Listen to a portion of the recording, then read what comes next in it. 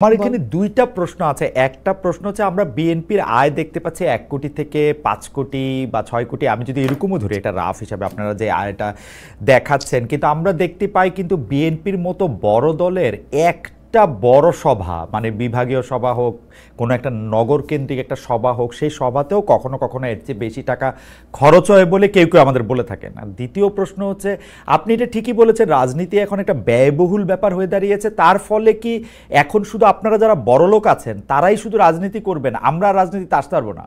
তার পট পরিবর্তনের পরে যে বিষয়টি বা যে শব্দটি সবচেয়ে বেশি আলোচিত হচ্ছে তা হচ্ছে দুর্নীতি। দ্বিতীয় যে বিষয়টি সবচেয়ে বেশি আলোচিত হচ্ছে তার নাম হচ্ছে চাঁদা। এই চাঁদাবাজি এবং দুর্নীতি আগের চেয়ে কমেছে কি বেড়েছে, বা নাকি মাত্রা অন্যদিকে গিয়েছে, নাকি ক্ষমতার ভরকেন্দ্র বেশি বলে চাঁদার পরিমাণও বহুমাত্রিক হয়েছে, তা নিয়ে চলছে নানা ধরনের আলোচনা। এসব নিয়ে আলোচনা করার জন্য আজ আমাদের সঙ্গে রয়েছেন বিএনপির সাংগঠনিক সম্পাদক শামা ওবায়দ। শামা ওবায়দ, আপনাকে আমাদের অনুষ্ঠানে স্বাগত জানাই। আপনি আপনাদের ব্যস্ততার মধ্যে আমাদের সময় দিয়েছেন, সেজন্য আমাদের শুভেচ্ছা ও কৃতজ্ঞতা জানবেন। আমাদের সাথে আরও থাকছেন রাষ্ট্র সংস্কার আন্দোলনের প্রধান সমন্বয়ক অ্যাডভোকেট হাসনাত কায়ুম। অ্যাডভোকেট হাসনাত কায়ুম, গত কয়েক মাস ধরেই আপনার যুক্তিপূর্ণ আলোচনা আমরা প্রায়ই শুনছি। অনেক ক্ষেত্রেই আপনি বিভিন্ন বিষয়ে যুক্তি দিচ্ছেন। আপনার ক্ষুরধারা আলোচনা আমাদেরও অনেক ঋদ্ধ করবে, সেজন্য আপনাকে আমাদের অনুষ্ঠানে স্বাগত জানাই। শুভেচ্ছা আপনারও সময়ের জন্য। তবে আপনার অনুমতি নিয়ে আমি প্রথম প্রশ্ন নিয়ে একটু শামা ওবায়দের কাছে যেতে চাই। শামাপা, এই আওয়ামী লীগ পতনের পর গত 1 বছরে আগের তুলনায় বিএনপির আয় বেড়েছে বেশ খানিকটা, মানে কোনো একটা হিসাবে সেটা দেখা যাচ্ছে 13%। আপনার নিজের এবং দলের আয়, সবারই আয় এই হারে বেড়েছে কিনা? এবং যে প্রশ্নটি ইদানিং আমি সবাইকে, বিশেষ করে বিএনপি সবাইকে করছি, যে দলের নিজস্ব আয় এবং ব্যক্তিগত আয়, সেটি আসলে আপনারা কীভাবে ব্যাখ্যা দিবেন? দলের প্রধান যারা আছেন তারা আয়টা কিভাবে করছেন? এই সময় আপনাদের ব্যয়, আয় কী অবস্থা, এটি বেড়েছে কিনা? আপনি ফুল টাইম রাজনীতিবিদ কিনা? ধন্যবাদ আপনাকে। আপনার ঠিকানার দর্শক এবং আমার সহ আলোচককেও আমি শুভেচ্ছা জানাই।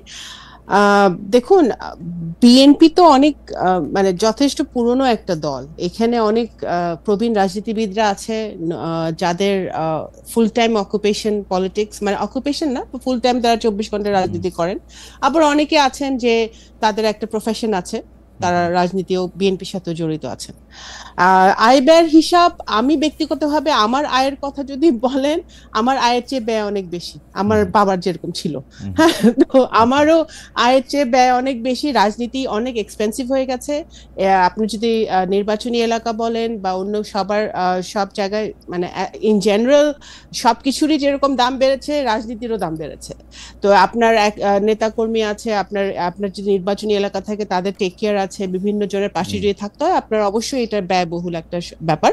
সেখানে তো এটা একটা পার্সোনাল দিক থেকে আমি বললাম যে যেসব রাজনীতিবিদরা রাজনীতি করেন ফুল টাইম এবং তাদের একটা প্রফেশন থাকাটা জরুরি আমি মনে করি, কারণ একটা আয়ের উৎস তো দরকার। আমি ব্যক্তিগতভাবে আমার একটা আয়ের উৎস আছে, তো আমি হয়তো সেটা করতে পারি, বাট সেটা আমি আমার ব্যক্তিগত ব্যাপার বললাম। দলে তো এটা আয় আছে, আমাদের আয় কিভাবে আছে সেটা তো আমাদের মানে ব্যাংক অ্যাকাউন্ট আছে, সেখানে আয় ব্যয়ের হিসাবটা জমা হয়, রিসেন্টলি জমাও দিয়েছে। এখানে আমাদের সদস্য পদ নবায়ন হয়, আমাদের বিভিন্ন দেশে যে আমাদের ওয়ার্ড পর্যায়ে নেতাকর্মীরা, ইউনিয়ন, উপজেলা, জেলা, ইভেন কেন্দ্রীয় এক্সিকিউটিভ কমিটি যারা আছে, তারাও এই ফান্ডে তাদের, মানে যাদের দলীয় মানে পার্টির যে ইয়েটা দেওয়া হয়, তারা কন্ট্রিবিউট করে, সেটা তো তারা করছে, যেই অ্যামাউন্টটা তাদের ধার্য করা আছে দল থেকে। এবং ধরেন আমার এখানে দুইটা প্রশ্ন আছে। একটা প্রশ্ন হচ্ছে, আমরা বিএনপির আয় দেখতে পাচ্ছি 1 কোটি থেকে 5 কোটি বা 6 কোটি, আমি যদি এরকমও ধরি, এটা রাফ হিসাবে আপনারা যে আয়টা দেখাচ্ছেন, কিন্তু আমরা দেখতে পাই কিন্তু বিএনপির মতো বড় দলের একটা বড় সভা, মানে বিভাগীয় সভা হোক, কোনো একটা নগর কেন্দ্রিক একটা সভা হোক, সেই সভাতেও কখনো কখনো এর চেয়ে বেশি টাকা খরচ হয় বলে কেউ কেউ আমাদের বলে থাকেন। আর দ্বিতীয় প্রশ্ন হচ্ছে, আপনি এটা ঠিকই বলেছেন, রাজনীতি এখন একটা ব্যয়বহুল ব্যাপার হয়ে দাঁড়িয়েছে। তার ফলে কি এখন শুধু আপনারা যারা বড়লোক আছেন তারাই শুধু রাজনীতি করবেন, আমরা রাজনীতিতে আসতে পারবো না? না না, অবশ্যই না, আমি নিজেকে বড়লোক বলছি না, আমার একটা আয়ের উৎস আছে। বাট তো আপনার তো এখন না না, এখন ব্যাপার হচ্ছে কি, শুনেন আমি বলি। এখানে আপনার যে কোনো একটা পাবলিক মিটিং করতে হলে বা যে কোনো একটা সভা করতে হলে অবশ্যই সেখানে টাকার খরচ হয়।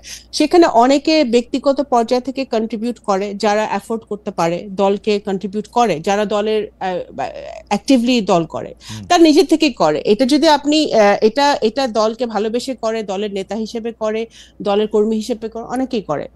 এখন আপনার কিন্তু আপনার হাসিনা যাওয়ার আগে পরে সব মিলিয়ে যদি আপনি ধরেন গত কয়েক বছরে কিন্তু বিএনপির প্রত্যেকটা সবাই কিন্তু আমি যত নলেজে আছে আমার, যে এটা যে সেন্ট্রাল থেকে যে টাকা দেওয়া হয়েছে বিভিন্ন জায়গা থেকে লোক আসার জন্য বা অঙ্গসঙ্গ, তা কিন্তু নয়।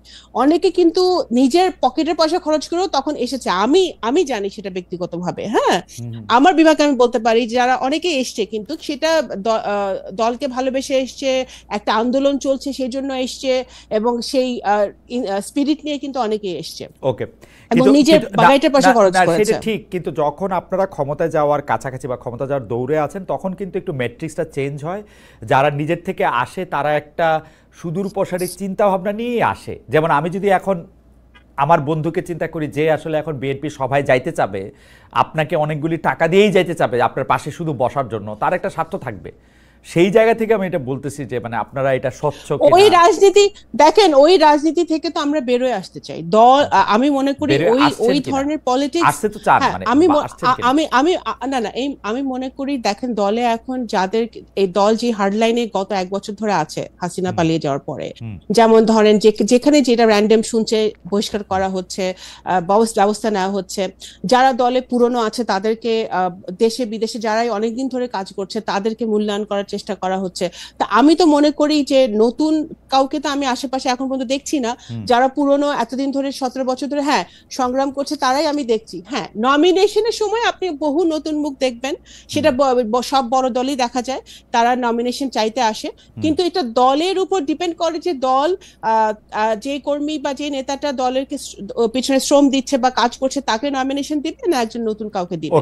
তো সেটা আমার ব্যক্তিগত মতামত হচ্ছে যে দল এখন ইটস অ্যাবাউট টাইম যে এই শিফটটা হোক। শ্যামাপা, এই পর্যায়ে এটা আমার শেষ প্রশ্ন, মানে রাজনীতি তো আর পেশা হইতে পারে না। মানে ধরেন আমি যদি এখন একটা দলের রাজনীতি করি, ওকে আমাকে বেতন দিবে, টাকা দিবে, মানে টাকাটা আমি কই পাবো? ধরেন আমি এখন সাংবাদিকতা করে কিছু টাকা পাই, আমি এখন পলিটিক্স করতে গেলাম, আমি এটা বুঝতে চাইতেছি যে এই পলিটিক্স করতে গেলাম, ধরেন বিএনপি করতে গেলাম, ধরেন হাসান ভাইয়ের দলই করতে গেলাম, ওইটা থেকে আমি টাকা পাবো? মানে এটার হিসাবটা কি? বিদেশে শুনেন, বিদেশে কিন্তু অনেক পলিটিক্যাল পার্টি আছে, বিভিন্ন দেশে they get paid for it, তাই না? তারা একটা পায়। বাংলাদেশে তো বিএনপি বা আওয়ামী লীগ বা এই জামাত, আমি জানি না পায় নাকি, এরকম কোন দল কিন্তু কোন দল থেকে কোনো টাকা পয়সা আমরা দেওয়া হয় না। কমিউনিস্ট পার্টি পায়, ভালো কথা, দেয়ার লাকি, তারা পায়। কিন্তু বিএনপির মতো এত বড় দলে একটা দল মেনটেন করা, সেখানে তো এখানে দল থেকে তো এরকম কিছু হয় না। বাট আমি মনে করি পলিটিক্স কখনো পেশা হতে পারে না। পলিটিক্স অফকোর্স আমরা প্যাশন থেকে করি, আমরা দেশকে ভালোবাসি। এই লোকটা ঘরের মানে বউ বাচ্চারা খাওয়াবে কি করে? না, একজন শিক্ষক রাজনীতি করছে না, একজন ডাক্তার রাজনীতি করছে না, একজন ইঞ্জিনিয়ার রাজনীতি করছে না, আমি সবাই তো এক ব্যবসায়ী রাজনীতি করছে। পেশা হিসেবে তো একটা কিছু থাকতে হবে, একটা পেশা হিসেবে একটা কিছু থাকতে হবে। হ্যাঁ, ডেফিনেটলি। কারণ রাজনীতিকার, যেমন ছাত্র দল, আমি দেখেছি যে ছাত্রদের তো টাকা পয়সা থাকার কথা না, ছাত্ররা কিভাবে চলবে, ছাত্র রাজনীতি করবে কি? ছাত্র দল, আই থিঙ্ক সেটা দলের দেখা উচিত যে তাদের আমি এই জায়গায় একটু আপনার একটু আটকাই এবং এই প্রশ্নটা করি, আপনাদের দলীয় প্রধানের পেশা কি তাহলে? আসলে ওনার অবশ্যই আয়ের উৎস নিশ্চয়ই আছে, আমরা কেউ জানি না উনি কিভাবে ওনারা এখন উনি এতদিন ধরে দেশের বাইরে আছেন, ওনার ফ্যামিলি আছে, ওনার স্ত্রী আমার ডক্টর জোবাইদা কর্মরত আছেন, তো ওনাদের আয়ের উৎস তো ফ্যামিলি থেকেও আসতে পারে, আয়ের উৎস বিভিন্ন জায়গা থেকে আসতে পারে। ওকে। আয়ের উৎস তো সেটা যে পাবলিক নলেজ হতে হবে, আমার আয়ের উৎস তো পাবলিক নলেজ না। আমার আয়ের উৎস আপনি জানেন না, বাট দ্যাট ডাজন্ট মিন যে আমার কোনো আয় নাই। হ্যাঁ, তো আয়ের উৎস যে সবার জানতে হবে এমন কোনো কথা নেই। অ্যাজ লং অ্যাজ উনি ট্যাক্স ফাইল করছেন, অ্যাজ লং অ্যাজ ওনার ফাইলস সব না ক্লিয়ার আছে, ধরেন, দ্যাটস অল ইট ধরেন ম্যাটার্স। শামাপা, এটা মনে হইতে পারে যে আমি কিন্তু জনাব তারেক রহমান রে, বেগম খালেদা জিয়ারে খুবই পছন্দ করি, বাংলাদেশের সব লোকরে আমি পছন্দ করি, কিন্তু ঘটনা হইতেছে যে ধরেন আমার মেয়ে যদি জনাব তারেক রহমানের মতো হইতে চায়, তো সে যদি আমার জানতে চায় যে উনি কি করেন, তাহলে আমাকে বলতে হবে যে উনি আসলে পলিটিক্স করেন, তাই তো? না না, ওনার আয়ের উৎস ওনার ফ্যামিলি থেকে আসে নিশ্চয়ই, ওনার ওকে। ফ্যামিলি থেকে আসে নিশ্চয়ই আসে, সেটা তো তাহলে অবশ্যই আরো, অবশ্যই, তাহলে যেটা আমি আরো আরো বললাম। হ্যাঁ, ভয়ঙ্কর হইলো, ও তাহলে আমার থেকে টাকা নিয়ে রাজনীতি করবে, তাই তো? আপনার মেয়ে তো আপনার কাছ থেকে টাকা চাইতে পারে, আমার ওকে। বাবা বেঁচে থাকলে বাবার কাছে আমি টাকা চাইতেই পারি, ওকে, এটা সমস্যা কি? আপনাকে অনেক ধন্যবাদ আপা। আমি একটু, বাবা মারা তো ছেলে মেয়েদেরকে তৈরি করবেই। আমি একটু জনাব অ্যাডভোকেট হাসনাত কাইমের কাছে চাই। জনাব অ্যাডভোকেট হাসনাত কাইম, আপনি কি মানে আপনি কি আমাদেরকে একটু বলবেন যে আমার রিডিং হচ্ছে এই সরকার আগেও দুর্বল সরকার ছিল, কিন্তু ক্রমাগতভাবে দুর্বলতর বা দুর্বলতম সরকারে পরিণত হচ্ছে। আমি মোটা দাগে দুইটা ঘটনার দিকে আপনাকে দৃষ্টি আকর্ষণ করতে চাই। গত কয়েকদিন আগে আমি দেখলাম যে মাইলস্টোনের ঘটনা পরে কয়েকটা রাজনৈতিক দলের সাথে উনি বৈঠক করলেন। কেন এই 4টা দল বাঁচলেন, কেন পরে আবার আরো 14টা দল, মানে কারা বড় দল কারা ছোট দল, কিভাবে এটা মাপা হলো এটা আমি বুঝি নাই। এইটা একটা দুর্বলতার লক্ষণ মনে হয়েছে। আবার একটা দুর্বলতার লক্ষণ মনে হয়েছে, ওইখানে অংশগ্রহণকারী একটা রাজনৈতিক দলের নেতা বাইরে হয়ে এসে বলল যে ইউনূস সাহেব 4-5 দিন পরে ঘোষণা দিবেন যে আসলে ইলেকশন কবে হবে। পরে আবার আমরা এটার কিছুই শুনলাম না। আমরা ইউনূস সাহেব সম্পর্কে এরকম কথা আরও শুনছিলাম, এনসিপি বলছিল যে ইউনূস সাহেব পদত্যাগ করতে চান। তো আরও দুর্বল আমার কাছে মনে হইতেছে, আপনি দেখবেন যে এই সরকারের একজন উপদেষ্টা, যেন মাহফুজ আলম, তিনি মানে এই যে এনসিপির বা এনসিপি ঘনিষ্ঠ বা আগে এনসিপি ছিল এখন বৈষম্য কি জানি আমি জানি না এত কিছু, ওরা এখন চাঁদার কথা বলা হওয়াতে তিনি একটি ফেসবুকে স্ট্যাটাস দিয়েছিলেন বাংলাদেশের মধ্যরাতে। সেইখানে তিনি একটা কথা বলছিলেন, সেটা হচ্ছে নতুন একটি দলের মহারথীরা, এবং ইঙ্গিত করেছিলেন তিনি টাকা পয়সা সহ এটি সার্কেল মেনটেন করতেছেন, এটা দুর্নীতির একটা চক্র মেনটেন করতেছেন। পরে তিনি এটা আবার চেঞ্জ করছেন। এখন এরা আসলে কারা, মানে এই এই এই জিনিসগুলি কোথা থেকে হইতেছে? মানে সরকারের কি আপনি মিনিমাম কোনো কন্ট্রোল দেখেন কিনা? আমি অন্য কোনো কিছুর দিকে যাইতে চাই না, আমি শুধু আমার টাকা পয়সার হিসাবটা চাই। এইখানে নিউ ইয়র্কে এখন সবচেয়ে বড় খবর, বলা হইতেছে সরকারের একজন উপদেষ্টা, যিনি জাতীয় নিরাপত্তা উপদেষ্টা, তিনি এই দেশে আসছেন। তিনি ওই যে টেরিফটা যাতে একটু কমান, ট্রাম্প সাহেব দয়া করে, এই জন্য উনি বোয়িং কিনবেন, অন্য জিনিস অনেক বেশি টাকা দিয়ে কিনবেন, এবং এর কোনো কিছু আমাদেরকে কিছু বলবেন না। হাসান কাইম ভাই, আপনার কিন্তু জুলাই আগস্ট এই 1 বছরের হিসাব না, আপনি গত 10 বছর ধরে লেখালেখি করতেছেন, বলতেছেন। এই জিনিসের জন্য কি আসলে আমার একটু আপনি যদি আমার একটু বুঝায় দেন যে মানে এই অর্থনৈতিক দিক দিয়ে আসলে কি হইতেছে, এবং ডক্টর ইউনূস সাহেব কি নিজে দুর্নীতিগ্রস্ত, এই জন্য দুর্নীতিকে এরকম লাই দিতেছেন? উনি নিজের নামে কি ওয়ালেট নিচ্ছেন, উনি কি ম্যান পাওয়ারের ব্যবসা করতেছেন, নিজের কর মওকুফ করতেছেন। আমরা যারা ডক্টর ইউনূসের নিয়ে বড় বড় কথা বলছি এবং বিদেশে, তাদেরও লজ্জা আসলে নাক কান কাটা যাচ্ছে। এটা উনি বুঝতে পারতেছেন কিনা, জনাব হাসনাত কাইম? জি, আপনার তো অনেকগুলো প্রশ্ন একসাথে, একটা করে একটু বলি। জি। প্রথমত দুর্বলতা তো হচ্ছে, আসলে দুর্বলতা সবলতা খুব বেশি ধরেন খারাপ ব্যাপার না, হইতে পারে যে আপনি দুর্বল অথবা আপনি আসলে সবল, কিন্তু বিষয়টা এর চাইতে খারাপ। এই সরকার দুর্বল সরকার তো আমরা চাই আসলে করতে। দুর্বল সরকার হইলে ধরেন জনগণের একটু সুবিধা হয়। সরকার খুব সবল, তাইলে আসলে সে জনগণের উপর খুব চড়াও হয়, এইভাবেও দেখা যায়। মানে আমাদের তো কখনো দুর্বল সরকার দেখে অভ্যাস নেই।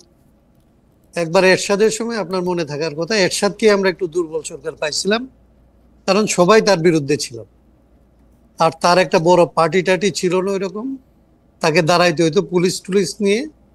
যতই হোক তাকে আমরা স্বৈরাচারী এরশাদ কিংবা সামরিক বাহিনীর এই যে বলতাম টলতাম, কিন্তু তারপরেও তখনকার সময় মানুষ এক ধরনের একটা ডেমোক্রেটিক রাইট এনজয় করত।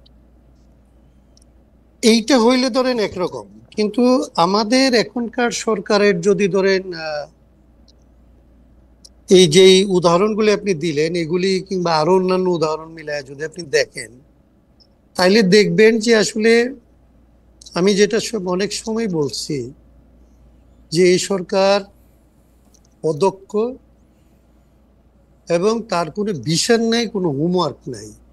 সে কোনো প্রায়োরিটি সেট করে না এখন পর্যন্ত। 1 বছর গেছে, আমি যতবার এই সরকারের সাথে দেখা করছি প্রথম থেকে তাকে আমরা শুধু বলার চেষ্টা করছি যে আপনি প্রায়োরিটিটা সেট করছেন কিনা, কি কি আপনি এই মুহূর্তে করতে পারেন এবং কি কি করতে চান সেটা আপনারা ঠিক করছেন কিনা এবং সেইভাবে অ্যাক্ট করতে পারতেছেন কিনা।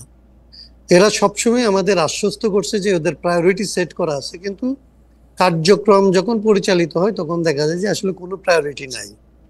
প্রায়োরিটি যেটা আপনি বললেন যে এই যে এখন লোন ডিসক্লোজার একটা এগ্রিমেন্ট হইলো, সেটা কেন মানে এরকম একটা পরিস্থিতির মধ্যে এই সরকার সে যে গেল, এটা ধরেন এর আগে 53 বছরের সমস্ত সরকারের আমরা সমালোচনা করি, কিন্তু কারো এরকম নন ডিসক্লোজার ট্রিটিতে যাওয়ার মতো ঘটনা ঘটেনি কারো আমলে। যদিও ধরেন একটা তাজউদ্দিন সাহেবের নামে কিংবা শেখ মুজিবের নামে ভারতের সাথে এরকম একটা গোপন চুক্তির গল্প বলা হয়, তো যেটার কোনো ধরনের আসলে কোনো ভিত্তি নাই, যেটা এখন যেটার ধরেন ভিত্তিটা আমরা সবাই জানি। এবং একজন এটা ডিসক্লোজ করার জন্য তার বিরুদ্ধে ধরেন সিক্রেসি অ্যাক্টে মামলা পর্যন্ত হয়েছে। তার মানে এটা হচ্ছে পরিষ্কার যে আপনি একটা নন ডিসক্লোজার এগ্রিমেন্টের মধ্যে আপনি ঢুকছেন। টেরিফের ব্যাপারটা তো সারা দুনিয়া জুড়ে আসলে বসে, আরে ট্রাম্পের যে পলিটিক্স, সেই পলিটিক্সের মধ্যে আমরা তার পলিটিক্সের একটা শিকার হয়েছি। সেটাকে কিভাবে মোকাবেলা করা যায় তো এটা হয়তো জানা, আমরা এখনই ধরেন এরকম বলতে পারবো না যে এই হইলে হইতে পারতো। কিন্তু আমাদের দেশের ব্যবসায়ীরা খুব ক্যাটাগরিক্যালি অভিযোগ করছে যে তারা এই মানে এই অবস্থাটার মধ্যে আলোচনার মধ্যে যুক্ত হইতে চাইছে প্রতিনিধি হিসাবে, তারা লবিস্ট নিয়োগ করতে চাইছে, কিন্তু তাদেরকে আসলে এন্ট্রান্স দেওয়া হয়নি। তাদেরকে আসলে কোনোভাবেই এই চুক্তি নিয়ে আলাপ আলোচনা করার জায়গায় তাদের কোনো প্রতিনিধিত্ব তারা আসলে পায় নাই। তো সেইটা হচ্ছে ধরেন ভয়াবহ, যে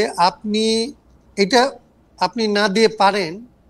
যদি আমি দেখি যে আপনি দেশের স্বার্থে একটা কাজ করে আসছেন, যেখানে আমি আপনাকে সহায়তা করতে চাইছিলাম, আপনার সহায়তার প্রয়োজন হয়নি, বরং আপনি ভালোভাবে শেষ করে আসছেন। কিন্তু আমি যদি দেখি যে আপনি আমাদের একমাত্র একটা ধরেন শিল্প সেক্টর, সেটা একটা বিপজ্জনক জায়গায় পৌঁছে গেছে, যারা এটার আসলে স্টেক, যারা রিয়েলি এখানে সবচেয়ে ক্ষতিগ্রস্ত হবে, তারা যখন এটার মধ্যে অংশ নিতে যাচ্ছে, তখন আপনি তাদেরকে আসলে দিচ্ছেন না, কিন্তু পরে যে জিনিসগুলির মধ্যে আপনি তাদেরকে ঢুকাইতে চাইতেছেন, এখন এটা হচ্ছে অনেক পেছন থেকে। এবং এইটাকে যদি কেউ পরবর্তীতে, আপনি যেটাকে বলুন, এটা একদিকে খুব পজিটিভলি বললে আপনি এটাকে দুর্বলতা বলতে পারেন, কিন্তু কেউ যদি খারাপ ভাবে এটাকে আসলে দেশের বিরুদ্ধে একটা অপকর্ম হিসেবে চিহ্নিত করে, তাহলে সেইটার রিপ্লাই আসলে গভর্নমেন্ট কি দিবে? না, গভর্নমেন্ট হাসান কাবে এইটা খুব ইন্টারেস্টিং, গভর্নমেন্ট তো কোনো কিছু রিপ্লাই দেয় না। গভর্নমেন্ট তো অন্যের ঘাড়ে আমরা এটাই বলছিলাম, আমরা গভর্নমেন্ট হচ্ছে আপনার ঘাড়ে দোষ চাপায়, বিএনপির ঘাড়ে দোষ চাপায়, এবং গভর্নমেন্ট নিজেরে দেখায় যে তারা খুব সাধু সন্ত, অথচ সবগুলি কাজ করে যেগুলি আমরা হাসিনা করলে, বেগম জিয়া করলে আমরা খুবই এটা রিয়েক্ট করতাম।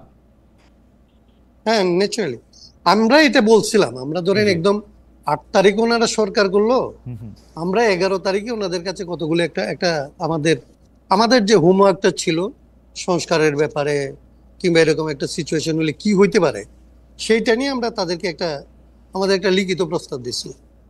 সেইখানে আমরা তাদের কাছে একটা জিনিস চাইছিলাম, যে আপনারা একটা গভর্নমেন্ট যারা বাংলাদেশে আসছেন আমাদের সৌভাগ্যক্রমে, আপনারা যদি এখানে একটা ট্রান্সপারেন্ট গভর্নমেন্টের এক্সাম্পলটা সেট করেন, থাকে না কতগুলো জিনিস আপনি সেট করে গেলেন, পরের জন্য আসলে এটা একটা মানে এটাকে ভাঙা খুব কঠিন হয়ে পড়ে। তা আমরা বলছিলাম যে আপনাদের পক্ষে এটা সম্ভব, যে আপনারা একটা ট্রান্সপারেন্সি নমুনা বা একটা প্র্যাকটিস এখানে আসলে আমরা কোনো গভর্নমেন্টের বেলায় দেখি নাই, আপনাদের কাছ থেকে এটা আমরা চাই, এটা আপনারা করতে পারেন। ওনারা বললেন, কিন্তু যেটা আপনি বললেন, আপনি যে উত্তরটা দিলেন সেটাই, যে ট্রান্সপারেন্সি তো পরের কথা, ওনারা তো কোনো বিষয় নিয়ে কারোর সাথে কথাই বলে না এখন পর্যন্ত। পলিটিক্যাল পার্টিগুলির সাথে যখন কথা হয়, সে কথাগুলি হচ্ছে তখন হয় যখন কোনো না কোনো ভাবে পরিস্থিতিটা আয়ত্তের বাইরে চলে যাচ্ছে বলে মনে হয়। মানে আবার দোষের কথা যেটা বললেন, সেই দোষের জিনিসগুলি কোনো না কোনো ভাবে হয় আগের সরকারের ধরেন দোসরদের উপরে, তারা তো নিশ্চয়ই দায়ী, কিন্তু তাদেরকে কন্ট্রোলে করে আপনি দেশে সার্ভিস দিবেন, আপনি মানুষকে এর চাইতে বেটার সার্ভিস দিবেন, এর জন্যই তো আপনাকে আসলে সবাই মিলে অ্যাবসলিউটলি। সমর্থন করে সরকার বানিয়েছে। তারপরে দেখেন অ্যাডভোকেট হাসান কায়েম, আগের সরকারে তো অবশ্যই দোষ আছে, আগের সরকারে পুলিশ বাহিনী বলে একটা ব্যাপার আছে, কিন্তু তাই বলে আপনি আমার একটা অযোগ্য স্বরাষ্ট্র উপদেষ্টা দিয়ে রাখবেন যে মানুষের গিয়া কয় ডাইল দিয়ে ভাত খাইছো না ভাত দিয়ে ভাত খাইছো, কি এইটা? মানে আগের সরকারের পুলিশ খারাপ সেই জন্য আপনি একটা খারাপ স্বরাষ্ট্র উপদেষ্টা দিবেন, এটা কোন কোন হিসাব? মানে আপনি যদি ওনাদের যদি কোনো মূল্যায়ন করার থাকতো তাহলে তো আমি জানি না, ওনারা তো এনজিও হইলেও চালাইছে, ওনাদের অনেকেই এনজিও চালাইছে, তো এনজিওরও তো ধরেন একটা অডিট রিপোর্ট হইলেও জমা দিতে হয়, তাদের একটা রিভিউ করতে হয়। এরা 1 বছরের রিভিউ করলে এদের কারো কোনো পদে থাকার নিজেদের কোনো নৈতিক ভিত্তি তারা নিজেরা খুঁজে পায় কিনা আমি তো জানি না। কিন্তু আমি যতদূর এনজিও কে জানি, এনজিও তো হচ্ছে প্রজেক্টটাকে যদি যত লম্বা করতে পারে তত তো তাদের ভালো, মানে ফেইলিওর তো এখানে এক ধরনের সাকসেস। উনারা তো না সেটাই মানিক বন্দ্যোপাধ্যায়ের পাঁচির মতো, উনারা তো ঘাটা বাঁচায় রাখতে চান, কারণ ঘাট সেটা ঠিক আছে, কিন্তু সেটা আমি আপনার ওই জায়গাটায় যাচ্ছি না, ওইটা আরেকটা ফিলোসফিক্যাল ডিবেট। আমি বলছি যদি এটাও করতে হয়, আপনার যদি পাঁচির মতো ঘাটাকে আপনি লম্বা করতেও চান, তাইলেও তো আপনাকে ডোনারদেরকে স্যাটিসফাই করতে হয় যে বাইরে এই টাকাটা এইভাবে আনছিলাম, এইভাবে খরচ করছি, এই কারণে আরো লাগবে। অ্যাডভোকেট হাসান কায়েম, সেইটুকু দক্ষতা কি সরকার দেখাইতে পারছে? না, সেইটুকু দক্ষতা তো মানুষকে যে বলবে যে আমি 12 মাস আছি, আমাকে এই কাজগুলো আমি 12 মাসে করছি, এই কাজগুলি আমার আসলে চলতেছে, এইটা শেষ হওয়ার জন্য আমার এতদিন সময় লাগতে পারে, আমাকে এই সময়টুকু আসলে অ্যালাউ করো এবং সবাই মিলে আমাকে আসলে এই কাজটা করতে সহায়তা করো, এইটা বলার তো কোনো, ওনারা তো এটা বলছেন না। এবং আমরা তো ওনাদেরকে 18 মাসের একটা প্রজেক্ট দিছিলাম, মানে আমরা এরকম একটা ধরেন, মানে আমি বললাম না যে 11 তারিখে আমরা ওনাদেরকে 18 মাসের মধ্যে এই সংস্কার, নির্বাচন, সমস্ত কাজটা সম্পন্ন করা যায়, এবং এই লেভেলে না, আমরা বলছিলাম যে এটা ব্যাপক অর্থেই করা যায়। মানে ওনারা তো এখন কেবলমাত্র পলিটিক্যাল পার্টিগুলির সাথে কথা বলতেছে, আমরা তো চাইছিলাম যে এটা পলিটিক্যাল পার্টির সাথে কথা বলবে, নন পার্টি পিপলদের সাথে কথা বলবে, নন পার্টি অর্গানাইজেশনগুলির সাথে কথা বলবে, অন্যান্য স্টেক হোল্ডারদের সাথে কথা বলবে, অন্যান্য জাতিগোষ্ঠীর সাথে কথা বলবে, বিভিন্ন সংখ্যালঘু সম্প্রদায়ের সাথে কথা বলবে, ঢাকার বাইরে কথা বলবে, ঢাকার বাইরের মানুষের সাথে বলবে, এবং এটা পুরোটা সম্ভব। এটার জন্য তো আসলে এটা কেন হইল না, এটা তো কোনো ব্যাখ্যা তারা আমাদের দেয় না। এবং আমরা তো এই 11 তারিখে আমরা আবার এটাকে ডিসক্লোজ করব যে গত বছরের 11 তারিখে আমরা কি দিছিলাম। ওকে হাসান কায়েম ভাই, আমরা যেহেতু অনেকগুলি বিষয় নিয়ে কথা বলতে, আপনি চট করে এই প্রসঙ্গে একটু কথা বলবেন কিনা? আমাদের একজন দর্শক অনিক ঘোষ, উনি বলছেন যে ভাই আপনারা অনেকগুলি বিষয় নিয়ে কথা বলেন, প্রতিবাদ করেন, কিন্তু রংপুরের হিন্দু পরিবার, আমাকে বলছেন যে রংপুরের হিন্দু পরিবারগুলির উপরে হামলার বিষয়ে আপনি কিছু বললেন না। অ্যাডভোকেট হাসান কায়েম, আপনার কাছে এই বিষয়ে একটু শুনতে চাই, আপনার কাছে একটু জোড়া লাগাই দিতে চাই যে আপনি যদি একটু 2 মিনিটে এইটাও একটু বলেন যে আপনি বিশেষ করে, আমি আপনাকেই বলতেছি, মানে আমি এটা প্লুরালেও বলতেছি না, যে দীর্ঘদিন রাষ্ট্র সংস্কার, রাজনৈতিক সংস্কার, দলে গণতন্ত্র চর্চার দাবিতে যিনি অনেকদিন ধরে সোচ্চার ছিলেন, বিশেষ করে বড় দলগুলোর পরিবারতন্ত্র, দীর্ঘ সময় ধরে আজীবন একজন দুজনের মধ্যে নেতৃত্ব থাকা, নেতৃত্বশীলের মতো থাকা, এগুলি নিয়ে আপনারা যখন কথা বলছেন, তখন ধর্মভিত্তিক দলগুলোর ক্ষেত্রে আপনারা সেভাবে তাকান না, এইটা কি আপনাদের একটা, বা সেভাবে সমালোচনা করেন না, এইটা কি আপনাদের একটা পপুলিস্ট মুভ কিনা? হাসান কায়েম ভাই, এটা যদি একটু বলেন, রংপুরের ব্যাপারটাও যদি একটু বলেন, আপনি এটা পরেও আবার বলতে পারেন, আমরা সামাপাত থেকেও একটু কথা শুনে আসতে পারি, বা আপনি আমি তাহলে ধরেন আমি ওই যে প্রথমত হিন্দু, জি এইটা একটু বলে দেন। জি, রংপুরের হিন্দুদের ব্যাপারে আমরা একেবারেই ধরেন আমাদের বিবৃতিটা একটু দেরিতে গেছে, মানে আমি আপনাকে বলি যে আমি আপনার এখানেও আজকেও অ্যাটেন্ড করতে চাই নাই, আমার হচ্ছে জ্বর, এখন এটা আমার ব্যক্তিগত ব্যাপার বলতেছেন তো এই জন্য বলতেছি, দলের জায়গাটা এইভাবে ব্যাখ্যা করা যাবে না। তো আমার নিজের অসুস্থতা এবং ইয়ের কারণে কিছু পরিমাণে আমাদের দলীয় কার্যক্রমেও ধরেন একরকমের সংকট হয়, মানে আমাদের 2 জনকে একদম ধরেন কমিশনে বসে থাকতে হয় সারাদিন। আমি মোটামুটি মাঠের কাজ এবং এগুলি দেখতাম, সেই জায়গাটার মধ্যে আমি গত 3-4 দিন একদম, আজকেই প্রথম আমি আপনার সাথে কথা বলতেছি এবং বের হয়েছি, তার মানে আমার জ্বর কাশি এরকম জায়গাটা ছিল। কিন্তু আমরা আজকে আপনি দেখবেন যে আমি নিজে এটার ব্যাপারে বলছি, আমাদের দল থেকে বিবৃতি গেছে, এবং এইসব ব্যাপারে আমাদের কোনো ধরনের হেজিটেশনের কোনো জায়গা নাই। বাংলাদেশে ধরেন আমরা এই হিন্দু কিংবা আসলে দলিত এদের সাথে যে সংবিধান সংস্কার নিয়েও কোনো কথা হয় নাই, এটা নিয়ে আমরা আলাদা আলাদা অনেকগুলো আলোচনা করছি। সো এইটা হচ্ছে আমাদের একান্ত ধরেন মানে অযোগ্যতা বলতে পারেন, কিন্তু আমাদের ইন্টেনশনের কোনো জায়গা থেকে এটা করি নাই। এটা হচ্ছে এক। আচ্ছা, তাহলে বাকিটা মানে ধর্মভিত্তিক দলগুলো বা বামপন্থী দলগুলো সম্পর্কে আপনাদের দৃষ্টিভঙ্গি আমি ফিরে এসে আবার শুনি আপনার দৃষ্টিভঙ্গি। জনাব শামা ওবায়েদ, আপনাদের মহাসচিব সম্প্রতি বলেছেন যে আগে ঘুষ দিতে হতো 1 লাখ টাকা, এখন দিতে হয় 5 লাখ, কিন্তু দেশ জুড়ে ঘুষ বাণিজ্য, তদবির বাণিজ্য, চাঁদাবাজি, টেন্ডারবাজি এর বেশিরভাগই নিয়ন্ত্রণ করছেন বিএনপি পন্থীরা। কেউ কেউ বলে থাকেন মানে কিছু করছে বিএনপি, কিছু করছে এনসিপি, অল্প কিছু করছে জামাত, আমাদের কাছে মানুষজন এরকম বলে। তাই সুশাসন নিয়ে অন্তর্বর্তীকালের সমালোচনা বিএনপির দিক থেকে, আমি বলতে চাই এটা বিএনপির দিক থেকে কতটা মানানসই। আরও একটা জিনিস আমি এখন ইদানিং খুব দেখতে পাচ্ছি, প্রশাসনে যারা আছেন, পুলিশের, প্রশাসকদের মানে অ্যাডমিন ক্যাডারের, তাদের অনেকেই এই একটা কথা বলতে চাচ্ছেন যে তারা আসলে বিএনপির সাথে ঘনিষ্ঠ বা তরুণ বয়সে ছাত্রদল করেছেন, যেভাবে তারা বলতেন আওয়ামী লীগ আমলে, শেখ হাসিনা সরকার আমলে যে আমি শেখ হাসিনা সরকারের খুব ঘনিষ্ঠ বা শেখ হাসিনার দলের খুব ঘনিষ্ঠ বা ছাত্রলীগ করেছি, সে একইভাবে তারা এখনই বলতে শুরু করেছেন। এই ব্যাপারটাকে আপনি আসলে কীভাবে দেখবেন? মানে সরকারের নিয়ন্ত্রণে তো আর থাকা সম্ভব না, কারণ বিএনপি অলমোস্ট সব কিছুর নিয়ন্ত্রণে চলে গেছে। শামাপা, আপনি যদি একটু বলতেন। এই কথার কোনোই বেসিস নাই একেবারেই। মানে এটার মধ্যে মানে প্রথম কথা হচ্ছে যে বিএনপি এখন রাষ্ট্রের দায়িত্বে সরকারে নাই। বিএনপি চাঁদাবাদ, বিএনপি বড় দল, বিএনপির নাম ভাঙানো সহজ। বিএনপি যদি 2-4 জন চাঁদাবাজি কোথাও করেও থাকে সেটার ব্যবস্থা বিএনপি নিচ্ছে। এবং আপনার যেভাবে আপনার এই সরকার, যেই আপনারা এতক্ষণ আলাপ করছিলেন না যে এই সরকার দুর্বল, এই সরকার সবল, তো এই সরকারের দুর্বলতা হচ্ছে যে এই সরকার প্রথমে প্রফেসর ইউনূস এসেছেন ক্ষমতায়, উনি বলেছেন যে উনি ছাত্রদের ডাকে সাড়া দিয়ে এসছেন বা ছাত্ররা ওনাকে বসিয়েছে। তো এনসিপি যদি আমরা ধরেই নিই, একটা পারসেপশন ক্রিয়েট হয়েছে যে এনসিপি এই সরকারের একটা এক্সটেনশন।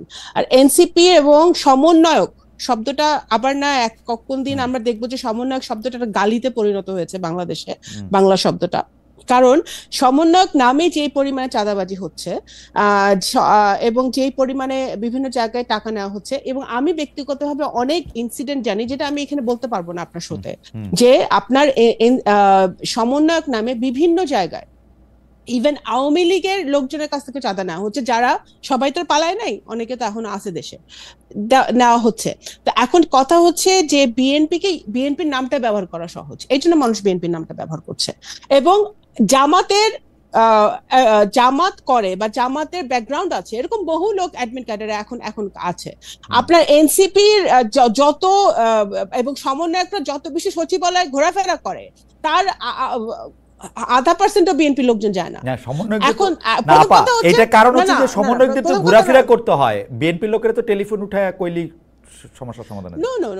না, আপনি বুঝতে পারছেন আমি কি বলছি। তারা ইটস ইজি ফর দেম, তাদের অ্যাক্সেসটা অনেক বেশি। তারা মনে করে, বরঞ্চ এনসিপি আলারা মনে করে, তারা যেখানে প্রোগ্রাম করতে যায় সেখানে আমি দেখলাম টাঙ্গাইলে না কোথায় যাবে এনসিপি তাদের পদযাত্রা করতে না 1000-এর বেশি পুলিশ ওখানে দিছে। তো এখন ব্যাপার হচ্ছে যে ওখানে তারা তো প্রোটোকল পাচ্ছে, তারা আর্মি প্রোটোকল পাচ্ছে, তারা পুলিশ প্রোটোকল পাচ্ছে, তারা র্যাবের প্রোটোকল পাচ্ছে, তাদের প্রশাসনের প্রোটোকল পাচ্ছে। তারা সরকার তো তাদের সাথে তাদের একটা তাদেরকে সব রকম সহযোগিতা করছে। তো আপনারা কিভাবে বলেন যে বিএনপি চাঁদাবাজি করছে? বিএনপি যে চাঁদাবাজি করেও থাকে তাহলে তো সেটা ব্যবস্থা নেওয়া হচ্ছে। আমি দুইটা জায়গায় বলি। প্রথম কথা হচ্ছে এনসিপি বিএনপি আর্মির প্রোটোকল পাচ্ছে কিনা এটা আমি জানি না। এনসিপি যখন বিপদে পড়েছিল তাকে আর্মি প্রোটোকল পাচ্ছে মানে তাকে আর্মি সহযোগিতা করতে এসছে। আর বিএনপির চাঁদাবাজির কথা যদি আমি বলি, আমি আসলে প্রায়ই আমি শুনি, কিন্তু ভিডিওতে দেখি, অডিওতে শুনি, যেগুলি মানে বিএনপি ছাত্রদল যুবদল চাঁদাবাজি তদবির টেন্ডারবাজি করছে, 17 বছর ধরে না খেয়ে থাকার হুমকি দিচ্ছে। আপনিও যদি আমি জানি যে আপনি কিন্তু আপনার নির্বাচনী এলাকায় আপনি সবসময় যান, আপনি গেলে নিশ্চয় আপনিও শুনেন, আমাকে বললেন না, কিন্তু কিন্তু কিন্তু ঘটনা তো বিএনপির একজন, মানে এটা তো আপনার চেয়ে বেশি আসলে কে জানে। আমি বলি আপনাকে, যেসব ভিডিও অডিও গুলো আমরা দেখি একটা এটা আপনারা বিশ্বাস করবেন না শুনলে, যখন একটা পেপারে একটা নিউজ আসে বা একটা ভিডিও ভাইরাল হয়, তখন কিন্তু এটা ইনভেস্টিগেশন করার আগে দল ব্যবস্থা নেয়, এবং অনেক সময় কিন্তু পরে ইনভেস্টিগেট করে দেখা যায় যে ব্যাপারটা হয়তো ওরকম না, বা ওরকম ভাবে আমাদের লোকজন ইনভলভ ছিল না, বাট ব্যবস্থা কিন্তু নেওয়া হচ্ছে। আমি অস্বীকার করছি না যে চাঁদাবাজি একেবারে হচ্ছে না বিএনপির পক্ষ থেকে, যেখানে হচ্ছে সেখানে ব্যবস্থা নেওয়া হচ্ছে, সেটা হচ্ছে আমার পয়েন্ট। আরেকটা হচ্ছে যে আপনারা এই যে সব দল মিলে, এই ইসলামিক দল, জামাত, এনসিপি, এখন আওয়ামী লীগ এখন বেশি কথা কয় না, আওয়ামী লীগ তলে তলে আছে, কিন্তু যারা এখন মানে দৃশ্যমান বাংলাদেশের পলিটিক্সে, সবাই এখন বিএনপি কে দোষারোপ করে বিএনপি কে চাঁদাবাজ বানানো, বিএনপি কে চোর বানানো, বিএনপি কে ডাকাত বানানো সহজ তাদের জন্য। এটা তাদের পলিটিক্সে যায়, তাদের পলিটিক্স যেই পলিটিক্স এখন চলতেছে বাংলাদেশে, এটা যায়, এজন্য তারা করছে, না। কিন্তু শামাপা, মানে আপনার কথার সাথে আমি মিল পাইতেছি গত সরকারের লোকজনের কথাবার্তায়, কারণ গত সরকারের লোকজনের কইতো যে তোরা যে যাই করো সবাই খালি আওয়ামী লীগকে খারাপ বলে। ব্যাপারটা কি আসলে তাই কিনা? সরকারে আছি না, আমরা কি সরকারে আছি? বিএনপি এখন ডিফেক্টো গভর্নমেন্ট। আমি তো এই টেলিভিশনের শো শেষ করে আপনার কাছে তদবির করব, 3টা তদবির আমার কাছে যে এখন আসতেছে। না, প্রথম কথা হচ্ছে দেখেন, আমাদের প্রশাসন আমাদের না, সরকারও আমাদের না। সরকার বরঞ্চ সরকারের বিরুদ্ধে আমাদের অনেক কমপ্লেন আছে যে সরকার এই যে এখন যে নতুন একটা ট্রেন্ড শুরু হয়েছে যে মব, হ্যাঁ, এই মব অ্যাটাক ঠেকাতে ব্যর্থ হচ্ছে, বিভিন্ন জায়গায় ল এন্ড অর্ডার সিচুয়েশন খুবই খারাপ অবস্থা। আবার পুলিশ যে পরিমাণ স্ট্রেংথ নিয়ে পুলিশের মাঠে থাকা উচিত, সেই পুলিশ একেবারেই মাঠে থাকছে না বা থাকতে পারছে না। আমি আপনাকে একটু বলি, আপনাদের সরকার মানে আপনারা এখনো সরকারে না, এটা আমি কেমনে বুঝবো? সরকার প্রধান অকারণে লন্ডনে গিয়ে আপনাকে দলের প্রধানের সাথে দেখা করে আসেন, কিছু কারণ ছিল না তারেক সাহেবের সাথে দেখা করা ছাড়া। দেখুন, ডক্টর ইউনূস তো সব দলের প্রধানের সাথে দেখা গিয়া এরকম লন্ডনে গিয়া, না সব এখন বাংলাদেশ, উনি তো লন্ডনে ওনার নিজের কাজে গিয়েছিল, রাইট? এখন লন্ডনে কাজে গিয়ে যদি জনাব তারেক রহমানের সাথে যেই দলটি 4বারের এবং জাতির উদ্দেশ্যে ভাষণে বলছে এপ্রিলে নির্বাচন দিবে, ওই দলের প্রধানের সাথে দেখা করে আইসা বলছে আচ্ছা ফেব্রুয়ারিতেও হইতে পারে, আরেকবার দেখা করলে বলবে ডিসেম্বরে হবে। আমরা তো ডিসেম্বরে সবসময় চেয়ে আসছি, আপনাদের চাওয়াই তো চাওয়া। না, এখন আপনি বলেন যে জামাত তো ফেব্রুয়ারিতে চাইছিল, প্রথমে চাইছিল, তো এখন ফেব্রুয়ারিতে তো হচ্ছে, এখন এখানে তো জামাতের চাওয়াটা বেশি মিলতেছে না এখানে। আমরা তো ডিসেম্বরের আগে চাইছিলাম, আমরা তো চাইনি আমরা তো ফেব্রুয়ারিতে, আমরা তো চাইছিলাম ডিসেম্বরের মধ্যে ইলেকশন হোক, কারণ সংস্কার কিছুই তো করতে পারতেছে না সরকার, সেটা আপনাদের জন্য করতে পারতেছে না। আপনারা 6 মাস ধরে প্রধানমন্ত্রী 10 বছর থাকবে না 5 বছর বিএনপি ধৈর্যের সাথে এই সংস্কারগুলা নিয়ে কাজ করতেছে। বিএনপি তো হাসিনার আমল, যখন আমাদেরকে আমরা বাসায় থাকতে পারি না, পালায় বেড়াতেছি, তখন থেকে আমরা সংস্কার নিয়ে কথা বলতেছি। এখন হাসিনা যাওয়ার পরে সবাই পাওয়ারের কাছাকাছি আসছেন, তখন সংস্কার থেকে একটু দূরে চলে যাচ্ছে। এখন সবাই not at all we are the one who wants this reform। আচ্ছা ঠিক আছে, আমরা তো দিনের পর দিন কাজ করে যাচ্ছি রিফর্ম নিয়ে, কিন্তু একটা জায়গায় তো আসতে হবে, আমাদের সবার একটা জায়গায় আসতে হবে, রাইট? আমি আবার আপনার কাছে আসবি, বুঝতেই পারি নাই যে কেন্দ্রীয় কমিটি ছাড়া অন্য সব কমিটি কেন স্থগিত করা হলো, কারণ যিনি অভিযুক্ত তার সাথে তো আসলে কেন্দ্রীয় কমিটির সংস্রবে আমি আসলে দেখতে পেয়েছিলাম, অন্য কমিটিগুলি কি করলো এটা আমি ঠিক বুঝলাম না। যাই হোক, জনাব হাসান কায়েমের কাছে আসি। জনাব হাসান কায়েম, আপনার কাছে আমার প্রশ্ন ছিল শামাপার কাছে যাওয়ার আগে, যে আপনারা কিন্তু আসলে একটা পপুলিস্ট জায়গা থেকে এইটা করেন কি না যে যারা ধর্মভিত্তিক রাজনৈতিক দল তাদেরকে আপনারা খুব বেশি প্রশ্নের সম্মুখীন করেন না, অনেক সময় বামপন্থী রাজনৈতিক দলকেও আপনারা একরকম ছাড় দেন, আপনাদের মূল আক্রমণের জায়গা থাকে হচ্ছে বিএনপি, আগে আওয়ামী লীগ ছিল, এখন মূল আক্রমণের জায়গা হচ্ছে বিএনপি, কারণ আপনি বিএনপির অনেক সমালোচনা করেন। আপনি চাইলে দুই একটা আমি আপনাকে পড়েও শোনাইতে পারি, আপনার লম্বা সাক্ষাৎকার আমি পড়তেছিলাম, আপনি যদি একটু বলতেন। না, এটা ঠিক আছে, আপনি যদি এটাকে ধরেন যে আমাদের সম্পর্কে এক ধরনের একটা আপনার অবজারভেশন, প্রথমত আমি বলতে পারি যে এটা অনেকাংশে সঠিক। আমি এটার কারণ বলতে পারি আপনাকে যে কেন আমরা এরকম। ধর্মভিত্তিক দল বলতে এখানকার যেগুলি আসলে ইসলামী দল হিসেবে কাজ করে, তাদের মধ্যে দুইটা দলের বাইরে আমাদের আসলে খুব বেশি আমাদের এগুলি নিয়ে খুব বেশি গুরুত্বপূর্ণ আহ, ভূমিকা আছে তাদের রাজনীতি, এটা আমরা মনে করি না। একটা হচ্ছে জামাতে ইসলামী, তাকে আমরা যদিও ধর্মভিত্তিক দল এই কারণে সমালোচনা করি, বিষয়টা এরকম না। হুম জামাতে ইসলামীকে আমরা সমালোচনা করি তার আসলে গণহত্যার জায়গা থেকে, তার আসলে সবসময় প্রো এস্টাবলিশমেন্টের অবস্থান থেকে গণবিরোধী ভূমিকার কারণে, এবং ক্ষেত্র বিশেষে মানে একটা জায়গা থেকে যে আসলে তারা ৭১-এর গণহত্যার সময় এমনকি এখানে ধর্মকে তারা ব্যবহার করে এখানে ধর্মভিত্তিক রাজনীতি এবং ধর্ম বিরোধী রাজনীতির এরকম একটা বাইনারি তৈরি করার ক্ষেত্রে তারা ইসলামটাকে ব্যবহার করার কারণে এখানকার মানুষ একটা বড় রকমের সংকটে অনেকদিন পর্যন্ত ভুগছে সেই কারণে। আর এর বাইরে আমরা আসলে হেফাজতে ইসলাম একটা রাজনৈতিক অবস্থানের সাথে আমাদের বিরোধ আছে, সেইটা আমরা বিরোধ করার চাইতে পজিটিভলি আপনি দেখবেন যে আমরা বেশিরভাগ ক্ষেত্রে রাজনৈতিক দলগুলির সাথে আমরা বিরোধ করি না, আমরা আমাদের পজিটিভ কথাটা বলতে থাকি যে আমাদের এইরকম লাগবে, আমাদের এইটা চাই, আমরা এই জিনিসগুলিকে বদলায় এরকম করতে চাই, এবং এটার জন্য কোনো দলকে, কোনো ব্যক্তিকে, কোনো নেতাকে আমরা পারতপক্ষে সমালোচনার মধ্যে নিয়ে আসতে চাই এরকম না। বিএনপির সাথে আমাদের যে সমালোচনার যে জায়গাটা দাঁড়াইছে সেটা অন্য, সেটা হচ্ছে শামা যেটা এতক্ষণ ধরে বলতেছিলেন, যেন বিএনপির সাথে আমরা ৩১ দফার একটা ভিত্তিতে একটা হুম যুগপৎ আন্দোলনে আমরা যুক্ত হয়েছিলাম। হুম তো যুগপৎ আন্দোলনে যখন আমরা গেছিলাম সেটার একটা এই ৩১ দফা যখন আসলে আমরা ড্রাফট করি, ওই ড্রাফট কমিটিতেও আমি একজন ছোট সদস্য হিসেবে ছিলাম। হুম তো সেই সময়ে তাদের যে অবস্থান ছিল মানে সংস্কারের প্রশ্নে, হুম সেটা নিয়েও তখনও আমার সমালোচনা আছে। আমরা সমালোচনার সমেতই কিংবা তাদের সাথে পার্থক্য সমেতই যুগপৎ আন্দোলনটা করছিলাম, কারণ তখন আমরা আসলে অনেকের বাসায় ফেসিজম, আমরা বলতাম যে একটা মাফিয়া তন্ত্রের থেকে মুক্ত হওয়ার জন্য সকলের মধ্যে আসলে যাদের গণতান্ত্রিক আকাঙ্ক্ষা আছে তাদের মধ্যে একটা ঐক্যবদ্ধ অবস্থান বজায় রাখার জন্য নিজেদের সমালোচনাটা, রাজনীতির সমালোচনাটা কম করে ওই মাফিয়া তন্ত্রটার বিরুদ্ধে আসলে সবাইকে কমন ভাবে ঐক্যবদ্ধ করার দায়িত্ব থেকে আসলে আমরা না কিন্তু কিন্তু অনেক কিন্তু বিরোধিতা হাসান কামাল ভাই, সত্ত্বেও। আমি একটু স্পেসিফিক করতে চাই যে আপনি আসলে বিএনপির যে সমালোচনা করতেছেন যে জায়গাটা থেকে, যে সংস্কারের প্রশ্নে তাদের অবস্থানটা একটু চেঞ্জ হয়েছে, কিন্তু কথা কি আসলে ঠিক? আমি তো সংস্কারের প্রশ্নে বিএনপির অবস্থান বড় কোনো চেঞ্জ দেখি না আসলে। বিএনপি ৩১ দফার মধ্যে, হ্যাঁ আপনি তার না, না, অন্যতম আমি কারিগর ওই ছিলেন, জায়গাটাই আপনি জি আপনি আপনি তার যেখানে অন্যতম, থামাইছেন জি জি আপনি যেখানে থামাইছেন কথাখানে জি ৩০ দফা নিয়ে ৫ তারিখের পরে আমরা বিএনপিকে রিভিউ করতে বলছি।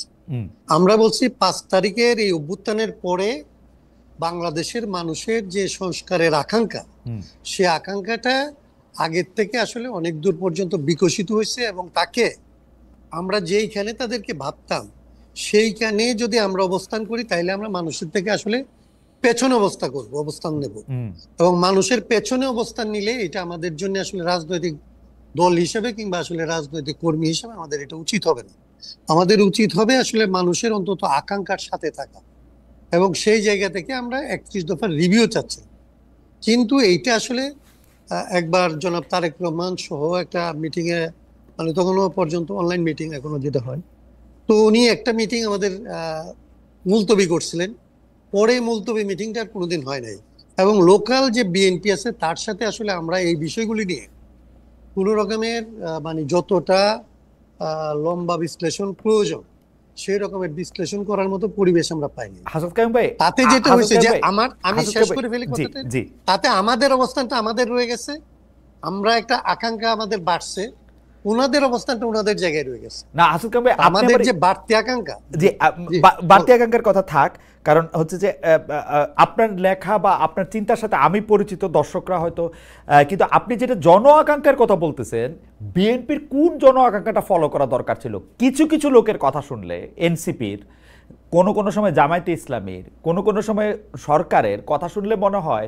বিএনপি জন আকাঙ্ক্ষা পূরণ করতে পারে একভাবেই, সেইটা হইলো ইলেকশনে হাইরা গিয়া। এছাড়া তো আর বিএনপির জন আকাঙ্ক্ষা কেমনে, কি জন আকাঙ্ক্ষাটা কেমনে পূরণ করবে বিএনপি?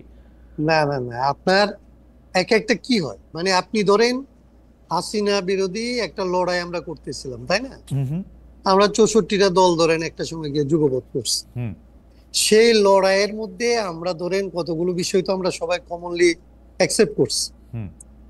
সেই কমন অ্যাকসেপ্টেন্সের জায়গাটার মধ্যে আসলে সুরটা কি? সুরটা হচ্ছে আমরা একটা ডেমোক্রেটিক সিস্টেমের মধ্যে আসতে চাই, আমাদের একটা ব্যালেন্সড গভর্নমেন্ট সিস্টেমে আসতে চাই, আমাদের যে সমস্ত ছোটখাটো দ্বন্দ্ব এগুলিকে কমায় আসলে জাতিটাকে আসলে জাতীয় স্বার্থে আসলে সবাই মিলে একটা নির্দিষ্ট সময় পর্যন্ত কাজ করতে চাই। এইগুলি হচ্ছে মোটা দাগে ধরেন আকাঙ্ক্ষা। যদি বলেন এটা বিএনপিরও স্বীকৃত আকাঙ্ক্ষা, আমাদেরও স্বীকৃত আকাঙ্ক্ষা, অন্যদেরও স্বীকৃত আকাঙ্ক্ষা। এখন এটার বাস্তবায়ন কিভাবে হবে সেইটা নিয়ে আপনি বলতে পারেন যে সেই জায়গায় তর্কগুলি। কিন্তু বিএনপি কি একবারও, আপনি যে কথাটা বললেন এখন এই শেষ লাইনটা, এইটার থেকে বাইরে কখনো কথা বলছে? ও তো একটা ব্যালেন্স চায়, ও তো একটা জবাবদিহি চায়, ও তো একটা স্বচ্ছতা চায়। না না, সেটাই তো মানে বিএনপি কোনটা চায় না এটা আমি বুঝতে পারতেছিলাম না। না, আমরা বলতেছি ধরেন পদ্ধতিগতভাবে, যেমন ধরেন পদ্ধতিগতভাবে আমরা যখন বলি যে এই সরকারের স্বৈরতন্ত্র কেন ছিল, এটা স্বৈরাচার কেন? কারণ সে এমনি স্বৈরাচার ছিল। সরকার স্বৈরাচার তো এই জন্য না যে তারেক জিয়া স্বৈরাচার হয়ে যায় কিংবা শেখ হাসিনা স্বৈরাচার হয়ে যায়, এটা তো না। রাইট। সরকারের মধ্যে রাষ্ট্র পরিচালনার যে পদ্ধতি, এই পদ্ধতিটা হচ্ছে এরকম যে এখানে যদি খালেদ মহিউদ্দিনকেও চালাইতে দেওয়া হয়, তাইলে এটা চালাইতে গেলে খালেদ মহিউদ্দিন আর অন্য কাউকে আসলে আর শুনতে পারবেন না। কিন্তু হাসান কাক ভাই, আমি এটা নিয়ে, কিন্তু হাসান কাক ভাই এটা নিয়ে আমি বিস্তারিত আমি কথা কইতে রাজি আছি। কারণ হচ্ছে যে আমি গত 8 বছরে আমি দেখছি শেখ হাসিনা যেমনি দেশ চালাইছে প্রতিটা কাজ সে সংবিধান ভায়োলেট করছে। যেমন আমাদের সংবিধান কিন্তু নির্বাচন কমিশনের ওই ক্ষমতা দেয়া আছে, প্রধানমন্ত্রী কিন্তু নির্বাচন কমিশনে কিছু কইতেই পারবে না, ওর কথা ওর শুনতে হইব। ও করছে উল্টাটা। এখন এইটা আমি সংবিধান মাইনা করতে, ওইটা যদি হাসিনার অ্যাঙ্গেল থেকে যদি আমি বলি, তাহলে তো এটা হাসিনা তো ভাঙে নাই, বাংলা তো হচ্ছে আসলে নির্বাচন কমিশন। হ্যাঁ, নির্বাচন কমিশন ভাঙছে, কিন্তু এটা সংবিধানের কোনো দোষ নাই তো এখানে। আমি সংবিধানের দোষটা ওইখানে, আপনার সাথে এই তর্কটা এখানে করতে পারবো না আমি। জি। কারণ এই সংবিধানের ইঞ্জিনিয়ারিংটা হচ্ছে ধরতে পারা খুব কঠিন। এইটাই হচ্ছে আমি যে জন্য বলি যে কামাল সাহেবদের 13 বার নোবেল দেওয়া যেতে পারে। কারণ এই সংবিধানটার আর্কিটেকচারটা কিংবা ইঞ্জিনিয়ারিংটা হচ্ছে এরকম যে এটা সাপলুডুর চাইতে জটিল। কিন্তু হাসান কাইম ভাই, আমি আপনার একটা কথা বলি, হাসান কাইম ভাই আমি একটা কথা বলি, পৃথিবীর সবচেয়ে ভালো সংবিধান আমি আপনার এটা নিয়ে, পৃথিবীর সবচেয়ে ভালো সংবিধান ধরা যাক সুইডেনের সংবিধান সবচেয়ে ভালো। আপনি সুইডেনের সংবিধান আইনা দেন, শেখ হাসিনা আবার স্বৈরাচারীই হইব। ওর সংবিধান লাগে না ও স্বৈরাচারী হইতে, সংবিধানে তো নাই। আমি আপনারে বলি যে জেসিন্দ্রার গল্পটা মনে আছে না? হ্যাঁ, জেসিন্দ্রা আসলে করোনার সময় যে খাইতে গেল, তারপরে হোটেল বয় যে তারে বললো যে সিট নাই, চলে যাও। হ্যাঁ হ্যাঁ, আমি এই গল্পটা বক্তৃতা করতে গেলে বলি যে জেসিন্দ্রা যদি আসলে জেসিন্দ্রা না হয়, শেখ হাসিনা যদি ওইখানকার প্রাইম মিনিস্টার হইতো, তাইলে কি ওই বাচ্চাটাকে কিছু করতে পারতো? আসলে কিছুই করতে পারতো। আমার কাছে মনে হয় জেসিন্দ্রার মতোই শেখ হাসিনাকে ওইখানে চলতো। আমার কাছে মনে হয় এবং জেসিন্দ্রা এইখানে জন্মাইলে, এখানে রোল করলে সে শেখ হাসিনার রোলটাই করবে। আপনি দেখেন ডক্টর মোহাম্মদ ইউনূস যে দেশটা চালাইতেছে, ডক্টর মোহাম্মদ ইউনূস কি সংবিধানটা জিগাইতেছে? উনি তো দুই পকেটের দুইটা। ডক্টর মোহাম্মদ ইউনূস দুই পকেটের দুইটা, যখন দরকার হইতেছে তখন বিপ্লবী সরকার, যখন দরকার হইতেছে তখন হচ্ছে সাংবিধানিক সরকার। ডক্টর মোহাম্মদ ইউনূসকে কোনো আসলে আপনি নরমাল গভর্নমেন্ট ধরবেন কেন? এটা তো একটা ইন্টারিম গভর্নমেন্ট। সে একটা কনস্টিটিউশন কোনোটা মাইনে কোনোটা না মাইনে একটা সাংবিধানিক আবহের মধ্যে থাকার চেষ্টা করে একটা নিজেদের মতো করে পরিস্থিতি অনুযায়ী ধরুন কাজ করতেছে। এটা তো সাংবিধানিক সরকার। আমি আবার আসবো আপনার কাছে। আমি একটু শামা ওবায়দ আপনার কাছে যাই। শামাপা, মানে আমরা আমরা আমরা আমরা আমরা যা দেখতে পাচ্ছি যে গত অগাস্ট মাসের শেষ দিকে আপনি যেটা বলতেছিলেন যে আসলে দল ব্যবস্থা নেয়, বিএনপি 4,500-এর উপর গুরুত্বপূর্ণ দলীয় নেতাকর্মীর উপর ব্যবস্থা নিছে। এই গত অগাস্ট মাসের শেষ দিকে আপনার সম্ভাব্য নির্বাচনী আসনে বিএনপি একজন সমর্থক দলীয় কোন্দলে খুন হন। এতে আপনাকে প্রধান আসামি করে মামলা দেওয়া হয়েছিল, দল থেকে আপনাকে বহিষ্কারও করা হয়েছে, পরে আবার দলই আপনাকে আবার আপনার পদে ফিরিয়ে এনেছে। এখন এই হত্যা, সংঘর্ষ, চাঁদাবাজি, নানা ঘটনায় বিএনপি যে নানা স্তরের এই যে 5-6 হাজার নেতাকর্মীরা যে বহিষ্কার করছে, তারা কি আবার আপনার মতো শপথে ফিরে আসবেন? মানে আপনার শপথে ফিরে আসার প্রক্রিয়াটা কি? ওয়ানলি বিকজ আপনি খুব গুরুত্বপূর্ণ নেতা, আপনাকে বহিষ্কার করা মানে বিএনপির একটি আসন হারানো, সেই জন্য আপনাকে ফিরিয়ে আনা, নাকি আপনি সত্যিই নির্দোষ? এটা মানে আমরা কেমনে বুঝবো, কেমনে মানে প্রক্রিয়াটা কি? যেহেতু আপনি অনেক বড়, আপনি এখন আপনি এখন হাসনাত আব্দুল্লাহ ভাইকে প্রশ্ন করেন হচ্ছে জাতীয়, আর আমাকে প্রশ্ন করেন ব্যক্তিগত। হাসনাত কাইয়ুম ভাইকে, আচ্ছা হাসনাত ঠিক কাইয়ুম আছে, ভাইকে। আমার ব্যক্তিগত প্রশ্নের কারণ আপনি নিজেই তো জাতীয়, শামাপা, আপনি নিজেই তো জাতীয়। জি, না না না, উনিও সেজন্য উনিও এক সংসদ কমিশনে আছে, সেটা ঠিক না। জি, তা এখন আমি বলি যে আমার ব্যক্তিগতটা আমি এক লাইনে আমি শেষ করি করে, এটা উত্তরটা হচ্ছে যে আমার নির্বাচনী এলাকাটার যে ঘটনাটা ঘটেছিল ওটা অত্যন্ত দুঃখজনক। ওখানে এটা রাজনৈতিক কারণে ঘটেছিল, it's nothing to do with চাঁদাবাজি অর এনিথিং এলস। তো এখানে যে কারণে, এবং এটা একজন মানুষ খুন হয়েছিল, এটাও অনেক দুঃখজনক। মামলা হয়েছে, মামলা দেখেন, মামলা যখন হয়েছে তখন কিন্তু আপনি একটু আগে বললেন না যে বিএনপি সরকারে আছে বলে মনে হয়, তখন কিন্তু হাসিনা চলে গেছিল, ইউনূস সরকার অলরেডি তখন ওখানে আছে। এখন তো ওই মামলা তো আমার বিরুদ্ধে হয়েছে এবং ওই থানা ওই মামলা নিয়েছে আমার বিরুদ্ধে, কিন্তু যখন দল এটা ইন্টারনালি করেছে, ইনভেস্টিগেট করেছে, তখন দেখেছে যে এখানে আমার ব্যক্তিগতভাবে কোনো সংশ্লিষ্ট ছিল না ওই খুনের ব্যাপারে। হ্যাঁ, তো তখন হ্যাঁ ইনভলভমেন্ট ছিল না কোনো। সেক্ষেত্রে তখন দল যখন, এবং অনেক দিন এটা এমন না যে সাথে সাথে আমার পদটা স্থগিত করা হয়েছিল, সাথে সাথে যে আমার পদ ফিরে দেওয়া হয়েছে তা নয়। আমার দল যে আমার বিরুদ্ধে ব্যবস্থা নিয়েছে সেটা আমি এগ্রি করি, আমি অর্গানাইজিং সেক্রেটারি দলের, আমি দল যেটা ভালো মনে করেছে ওটাই করেছে, শাস্তি স্বরূপ আমাকে সেটা করা উচিত সেটা করেছে, এবং তারপর দল যাচাই বাছাই করে দেখেছে যে এটা সঠিক নয়, সেজন্য আমার পদটা ফিরিয়ে দেওয়া এরকম একটা যাচাই বাছাই করা, একটা ভবিষ্যতে যেসব বহিষ্কারাদেশ যেসব বহিষ্কারাদেশ যাচাই বাছাই করে দেখা হবে যে ওখানে আমাদের দলের লোকজনের সংশ্রয় নাই, সেগুলো অবশ্যই দল কনসিডার করবে বহিষ্কারাদেশ প্রত্যাহার করার। সেটা তো বলাই বাহুল্য। এটা তো যাচাই বাছাই করার একটা কম্পিটেন্ট অথরিটি বিএনপির আছে, মানে ইন্টারনালি এটা দেখার, যারা এরকম করে দেখে। আচ্ছা, তাহলে আমি একটু জাতীয়, আচ্ছা তাহলে আমি একটু জাতীয় প্রশ্নে আসি। আপনি সম্প্রতি আপনি একটা বক্তব্যে বলেছেন যে বিএনপিকে পরিকল্পিতভাবে সংস্কার বিরোধী বলে প্রচার করা হচ্ছে, পরিকল্পিতভাবে সংস্কার বিরোধী বলা হচ্ছে, কিন্তু আপনারা মানে এটা তো ফ্যাক্ট, আপনারা একজনকেই প্রধানমন্ত্রী, দলীয় প্রধান, সংসদ প্রধান রাখতে চান, প্রধানমন্ত্রীর ক্ষমতা আপনারা কমাতে চান না, আগের মূল বিষয়গুলি বহাল রেখেই খুচরা কিছু সংস্কার আপনারা সম্মত হয়েছেন। আপনারা বলছেন যে ডক্টর ইউনূস নির্বাচন দিতে চান না, কিন্তু আমি এটাকে কিন্তু এইভাবেও প্রশ্ন করতে চাই বা প্রশ্ন করতে পারি, আপনারা সংস্কার নিয়ে এত তালবাহানা এবং এত রিয়াকশন আপনারা দেখালেন, এই কারণেই কিন্তু এত দেরি হলো। মানে আমি এই যে হাসনাত কাইয়ুম ভাই ওই রাষ্ট্রীয় ঐকমত্য কমিশনে যান, আমি এটা প্রতিদিন দেখি, সরাসরি দেখি, পরে আবার রেকর্ডিংও দেখি, আমি দেখি যে সবার সঙ্গে সব বিষয়ে আলোচনা করে এসে এটা সালাউদ্দিন সাহেবে আইসে এটা হয় ঠিকা যায়, নাইলে এটার 3টা শিং বাইরে হয়, নাইলে ওইটার একটা কিছু একটা হয়, এবং তারপরে শুনেন ওখানে যারা বসে আছে সংস্কার কমিশনে, যারা প্রত্যেকদিন গিয়ে বসে, তাদের মধ্যে BNP one of the big party, যার তৃণমূল পর্যন্ত আমরা বাস্তবতা জানি, আমরা বাস্তবতা জানি ভাই। আপনি বিনয় করতেছেন কেন? আপনি বলেন বিগেস্ট পার্টি, বাস্তবতা জানি, আপনি বলেন বিগেস্ট পার্টি, তারপরে আলোচনা আসেন বিগেস্ট। না না বাস্তবতা তো আমরা জানি, ওই কাগজে কলমে এক কথা আর মাঠে গিয়ে চিত্র কিন্তু আরেক কথা। তো ওখানে আমরা 31 দফায় যখন হাসনাত আব্দুল্লাহ ভাইয়ের কথাই কিন্তু পরিষ্কার হয়েছে যে আমরা 31 দফা যখন হাসনাত কাইয়ুম ভাইয়ের কথাই কিন্তু এটা উনিই বলেছেন, 31 দফাটা যখন আমরা দিয়েছি তখন কিন্তু আমরা বলেছি যে এটা ওপেন টু ডিসকাশন, এখানে কোনো চেঞ্জ যদি কেউ করতে চায় সেটা কিন্তু সেই সাজেশন গুলো আমরা নিব। তখন কেউ কিন্তু কোনো সাজেশন নতুন কিছু দেয় নাই। 31 দফা নিয়ে আমরা মাঠে ময়দানে গেছি। এই 31 দফার বেশিরভাগ এখানে যদি বাস্তবায়নে তো পার্থক্য থাকবেই ভাই। আমার দল কিভাবে তত্ত্বাবধায়ক সরকার চাইবে আর হাসনাত কাইয়ুম ভাইয়ের দল কিভাবে তত্ত্বাবধায়ক সরকার চাইবে, সেই বাস্তবায়নটা কিভাবে হয়, এটার পার্থক্য থাকতেই পারে। আমাদের 31 দফায় শিক্ষা, স্বাস্থ্য সবকিছু নিয়ে আমাদের দেওয়া আছে। এখন আমি বাস্তবায়ন কিভাবে করব, এটা ইট ডাজন্ট মিন যে আমরা সবার সাথে একমত হতে হবে না। আপনি একমত হয়ে না পা, কিন্তু আপনি ফিলোসফিতে আসেন। প্রধান কথাটাই হচ্ছে সংস্কারের, যাতে কেউ এককভাবে অনেক ক্ষমতাশালী না হয়ে ওঠে, কিন্তু আপনাদের সকল আলোচনা কেন্দ্রীভূত যাতে একটা লোক এককভাবে অনেক ক্ষমতাবানী থাকে। যেমন আপনি মাঠের আলোচনার কথা বলছেন, মাঠের আলোচনায় না না, এটা আপনি কোথা থেকে, আপনি 31 দফা পড়ছেন?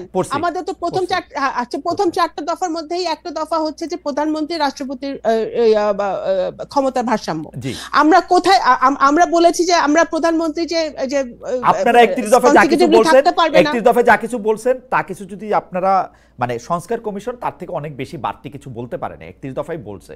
কিন্তু আমি ভাঙ্গা ভাঙ্গা বলি, 31 দফায় আপনারা কিন্তু সাংঘাতিক ভালো ভালো জিনিস আনছেন, কিন্তু আমি ভাঙ্গা ভাঙ্গা আচ্ছা তারপরে আমরা বিচার বিভাগের স্বাধীনতা চাইছি, বিচার বিভাগকে স্ট্রেংথেন করতে হবে। হ্যাঁ, এটা আমরা রাজি, এবং সেটার জন্য যা যা করার দরকার সেটা আমরা রাজি। কিন্তু যখন এখন আপনি বিচার বিভাগের স্বাধীনতার জায়গায় আসেন, কিন্তু যখন এটা ফাংশনাল জায়গায় আসছে, যখন বলা হয়েছে যে প্রধান বিচারপতি কিভাবে নিয়োগ দেওয়া হবে সেটা নিয়ে আপনারা কথা কইছেন 4 দিন, কথা কইতে চান নাই 50 দিন, মানে এইটা কেন ভাই? শুনেন, এই যে হাসান ভাই এনে সাক্ষী, সালাউদ্দিন ভাই, আমাদের স্ট্যান্ডিং কমিটি মেম্বার সালাউদ্দিন ভাই ওয়াকআউট করছে 1 দিন, আর বামপন্থীরা ওয়াকআউট করছে 5 দিন। তো এখন ওনারাই তো একমত হয় না, ওনারা তো প্রত্যেক লাইনে যদি ওনারাই বাধা দেয় তাহলে কেমনে মিল হবে? বিএনপি তো অনেক ছাড় দিতেছে, বিএনপি অনেক ছাড় দিতে এক জায়গায় আসতে হবে ভাই। আর বাকিটা আপনি পার্লামেন্টের উপর ছেড়ে দেন। আপনি ইলেকশনে যান, ইলেকশনে আপনার ম্যানিফেস্টো নিয়ে, হাসনাত কায়ুম ভাই ওনার ম্যানিফেস্টো নিয়ে যাক, জামাত ওনার ম্যানিফেস্টো নিয়ে, এনসিপি ম্যানিফেস্টো নিয়ে জনগণের কাছে ডক্টর মোহাম্মদ ইউনূস পার্লামেন্টে আসুক। ডক্টর মোহাম্মদ ইউনূস আপনি শুনেন নাই, উনি বলছেন বাংলাদেশের মানুষ ম্যানিফেস্টো দিয়ে ভোট দেয় না, বাংলাদেশের মানুষে গিয়া সামাপা এখন গিয়া বলবে প্রতি ভোট 1000 টাকা করে দিব, ধানের শীষে ভোট দিয়ে দিবে, যারা দিবে না তারাও দিয়ে দিবে। মানুষের মন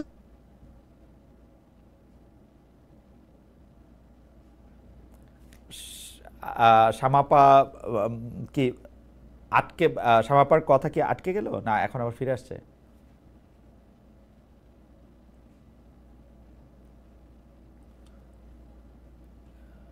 আমাদের আমাদের আমাদের কানেকশনটা কি শোনা যাচ্ছে? এখন শোনা যাচ্ছে আপা, এখন শোনা যাচ্ছে। জি বলেন।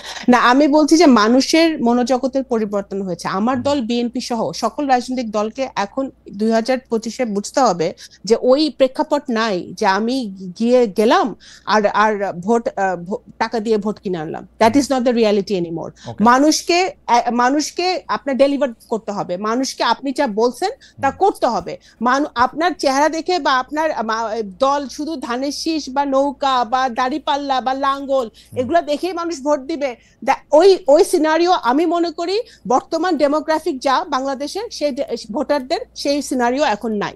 তো এখন সব দলেরই সচেতন ভাবে কাজ করতে হবে, এবং বিএনপি মিনস ইট। বিএনপি এই জন্যই জানে যে প্রতিবারই কিন্তু আমাদের অ্যাক্টিং চেয়ারম্যান সাহেব বলে আসছে যে আগামী নির্বাচন অনেক কঠিন হবে, এবং সেই বাস্তবতায় কিন্তু উনি বলছেন সবাইকে যে এই 31 দফাটা উই মিন ইট, আমরা বাস্তবায়ন করতে চাই, এবং আমরা চাই না যে ফ্যাসিবাদের মতো। আমি আপনার সকল কথার সাথেও একমত, 31 দফাতে আপনারা এটা সংস্কারটা করতে চান সেটা তো একমত, কিন্তু বাস্তবে আমি যখন টেবিলে আপনাদের বসতে দেখতেছি, আমি যখন দেখতেছি প্রধান বিচারপতির আপনি কিভাবে নিয়োগ দিবেন, বিচারকদের আপনি কিভাবে নিয়োগ দিবেন, আপনি আসলে নির্বাচন কমিশনকে কিভাবে নিয়োগ দিবেন, আপনি প্রধানমন্ত্রী দলীয় প্রধান ক্ষমতা সরকার প্রধান থাকবেন, এগুলি ফান্ডামেন্টাল জিনিস, এগুলির ব্যাপারে আপনারা একমত কিনা। কিন্তু বারবারই যেমন ধরেন সাংবিধানিক কাউন্সিল, আমি এর প্রত্যেকটাতে উনাদের সাথে একমত হইতে পারি, আপনার সাথে একমত হইতে পারি, কিন্তু দ্য ওয়ে সালাউদ্দিন ভাই হোক আপনি হোক যেভাবে আপনি প্রোটেক্ট করেন, একটা লোককে প্রোটেক্ট করেন আপা, আপনি ভালো করে খেয়াল করে দেখেন, খালি দলীয় প্রধানকে প্রোটেক্ট করেন, যেইটা 31 দফার মূল সুরের বিপক্ষে, এবং একটা লোককে প্রধান করতে চান, মানে একটা কাস্টমাইজড শেখ হাসিনাই আপনারা আবার বানাতে চান কিনা, এটা হচ্ছে অভিযোগ আর কি। না, অবশ্যই না। এটা শুনেন এটা আবারও বলতেছে, এটা আপনাদের মতো আপনারা এবং ওই যে অন্যান্য দলগুলো সুবিধা হয় বিএনপিকে গালি দিলে, বাট মোটেও না। আমাদের দলীয় প্রধান যদি চাইতো, আমাদের দলীয় প্রধান হচ্ছে দেশনেত্রী বেগম খালেদা জিয়া, ভারপ্রাপ্ত চেয়ারম্যান হচ্ছে জনাব তারেক রহমান। ওনারা যদি চাইতেন যে শেখ হাসিনার মতো সারা জীবন ক্ষমতায় থাকতে, তাহলে 31 দফায় ওনারা প্রধানমন্ত্রী এই যে কনসিকিউটিভলি থাকতে পারবে না এইটা উনি আনতেন না, ক্ষমতার ভারসাম্য হবে এটা ওনারা আনতেন না। তো ওনারা তো চাচ্ছেন না যে আমরা বিচার বিভাগকে স্বাধীন এবং নিরপেক্ষ, এটা আমরা চাইতাম না। আমরা তো বলছি হ্যাঁ নির্বাচন কমিশন গঠন আমরা একমত হয়েছি। আমরা তত্ত্বাবধায়ক সরকারে আমরা কিভাবে গঠিত হবে সেটাতে একমত হতে পারছি না দলগুলো। যেগুলাতে একমত হতে পারছে না, it's simple, it's difference of opinion থাকতেই পারে, কিন্তু দ্যাট ডাজন্ট মিন যে আমরা ওই একজন ব্যক্তিকেই আমরা দেখতে চাই বা শেখ হাসিনার মতো আমরা দেশ চালাতে চাই, নট এট অল। আমরা চাচ্ছি যে আমাদেরকে যদি আপনাদের কথা অনুযায়ী বা এই যে অন্যান্য দলগুলোর কথা অনুযায়ী যদি এতই বেশি বিএনপির বিরুদ্ধে লোকজন সোচ্চার থাকে, তাহলে আপনারা জনগণের কাছে যান, ভোটারদের কাছে যান। আমরা তো আমাদের ম্যানিফেস্টো নিয়ে, আমাদের 31 দফা নিয়ে আমরা কি করতে চাই সেটা নিয়ে আমরা ভোটারদের কাছে যাচ্ছি এবং যাব। এবং তারা যদি মনে করে যে না, BNP is making sense, BNP actually তারা এইভাবে দেশটা পরিচালনা করতে চায়, তাহলে সত্যি আপনি আপনার ভোটারদের কাছে, ফরিদপুরে আপনার ভোটারদের কাছে কি আপনি 31 দফা বলেন নাকি বলেন আপনি ধানের শীষ নিয়ে আসছেন? বলি, এবং আমি কে মোবাইদুর রহমানের মেয়ে? না না না, এর বাইরে আর কিছু আপনাকে বলতে হয়? এর বাইরে আপনাকে কিছু বলতে হয় যে আপনি ধানের শীষ আর বলতে হয়? সত্যি 31 দফা বলেন আপনি? আপনার সঙ্গে আপনার নির্বাচনী প্রচারণা আমি একদিন গিয়ে আসবো। খালেদ ভাই, আমি আপনাকে একটা কথা বলি, এখনকার জেনারেশন, হয়তো আমার বাবার সাথে যারা রাজনীতি করেছিল তাদেরকে বলতে হয় না, বাট এখনকার জেনারেশন, আমাদের ছেলে মেয়েদের জেনারেশন, তারা জানতে চায় যে আমি তাদের এডুকেশনের জন্য কি করব, আমি তাদেরকে চাকরি দিতে পারবো নাকি, আমি তার জন্য ভালো কিছু করতে পারবো নাকি, আমি নারীদের জন্য কিছু করতে পারবো, তারা জানতে চায়। অ্যাকচুয়ালি আপনারা বলেন না, আপনারা আমাদেরকে গালি দেন না যে মানে এই যে কি বলে ফ্যামিলি, আপনার কি পলিটিক্স থেকে আমরা আসছি, আমরা লেগেসি পলিটিক্স থেকে আসছি, হ্যাঁ, উত্তরাধিকার থেকে আসছি, but we have to prove ourselves. আমরা শুধু আপনারা যদি ডাক্তারের ছেলে ডাক্তার হবে, ইঞ্জিনিয়ার ছেলে ইঞ্জিনিয়ার হবে, ব্যবসায়ী ছেলে ব্যবসায়ী হবে, এখন পলিটিশিয়ানের ছেলে মেয়ে পলিটিশিয়ান হতে পারবে না, ভালো কথা, কিন্তু আমরা তো আমাদেরকে প্রুভ করতেছি। ইটস নট যে আমরা আকাশ থেকে পড়ে আমরা করছি, but that is a different thing. But আমার কথা হচ্ছে যে আমাদের ইভেন আমার নির্বাচনী এলাকাও আমার 31 দফার কথা বলতে হয়, বিকজ আমি আপনাকে একটু আগে বলছি ডেমোগ্রাফিক চেঞ্জ হয়ে গেছে। এখন আমাদের এই নিউ জেনারেশনকে যদি তারা প্র্যাকটিক্যাল সলিউশন চায়, তারা 31 দফার তারা প্র্যাকটিক্যাল সলিউশন চায় যে কিভাবে এই জন্য তারেক রহমান সাহেব 180 দিনের একটা ঘোষণা করেছিলেন যে উনি কিভাবে চাকরি দিবেন, উনি কিভাবে যুবকদের জন্য সরকার কর্মসংস্থান করবেন, উনি কিভাবে এডুকেশন নিয়ে কাজ করবেন। একটা প্র্যাকটিক্যাল সলিউশন নিয়ে কিন্তু বিএনপি কাজ করছে এবং বিএনপি এগুলা ডেলিভার করবে। ওকে, আমি একটু জনাব হাসান কায়েম ভাইয়ের কাছে যাই। একজন দর্শক অনেকগুলি মানে একসাথে একটাই মেসেজ অনেকবার পাঠাচ্ছেন, ওনার নাম জসউদ্দিন। উনি বলছেন যে পুরো পর্ব জুড়ে যেন একমুখী রৈখিক একটি বর্ণনা চলল, আপনি সহ সবাই একই মতাদর্শে একই স্বরে কথা বললেন, যেন একে অন্যের প্রতিধ্বনি। তিনজনই একই চরিত্র ধারণ করে পতিত সরকারকে একহাত নিলেন। কি করব ভাই, পতিত সরকারকে তো আর মানে আমি একহাত নেই নাই, কিন্তু পারলে একহাত নিতাম, এইটা এখন আমি কি করব? আমি জানি না তিনজনে একই স্বরে কথা বলছে কিনা। যাই হোক, আমি হাসান কায়েম ভাই আপনাকে জানতে চাই যে এই এক বছরে জুলাই মিত্র প্রধান দলগুলি বিভিন্ন স্তরের নেতাকর্মীদের বিরুদ্ধে চাঁদাবাজি, টেন্ডারবাজি, দখলবাজি, নানা ঘটনার খবর আমরা দেখছি। বৈষম্য বিরোধী ছাত্র আন্দোলন, সমন্বয়ক, এই শব্দগুলির মর্যাদা শামাপা যেটাতে শুরু করেছিলেন সেটা আমি এখানে একটু আনতে চাই যে গত বছরে জুলাইয়ের মতো আর নাই। আসলে যেই কারণে আমরা শেখ হাসিনা সরকারের এগেনস্টে সবাইকে একতাবদ্ধ হইতে দেখছি, এর প্রধান কারণ ছিল হচ্ছে মানুষের গণতান্ত্রিক অধিকার, দ্বিতীয় কারণটাই ছিল কিন্তু দুর্নীতি, বেসামাল স্বেচ্ছাচারিতা। এই জিনিসগুলি আবার আমরা কেন আমাদের ওই আন্দোলনেরই একজন যিনি সারাক্ষণ পথে ছিলেন সেই উমামা ফাতেমাকে আইসে লাইভে বলতে হবে জুলাই আন্দোলনকে কেন মানি মেকিং মেশিন হয়ে যেতে হবে? হাসান কায়েম ভাই, আপনি কি একটু বলবেন যে আপনার এটা কি মানে আমরা কেন এটা দেখবো? এবং বেশিরভাগ মানুষ মানে আমাদেরকে আমাদের আওয়ামী লীগের বন্ধুরা ফোন করলে এখন হাসে, কি বলছিলাম না, কেমন দেখলা, এবং সেটা একটা মানে খুবই, যারা জুলাইয়ের এক বছর আগে যারা জুলাই আন্দোলনের পক্ষে ছিল না তারা কিন্তু আমাদেরকে চোখে আঙ্গুল দিয়ে দেখাইতেছে, দেখো তোমরা কারদের উপর বিশ্বাস করছিলা, কারা এরা। আপনি এটাকে কিভাবে দেখেন হাসান কায়েম ভাই?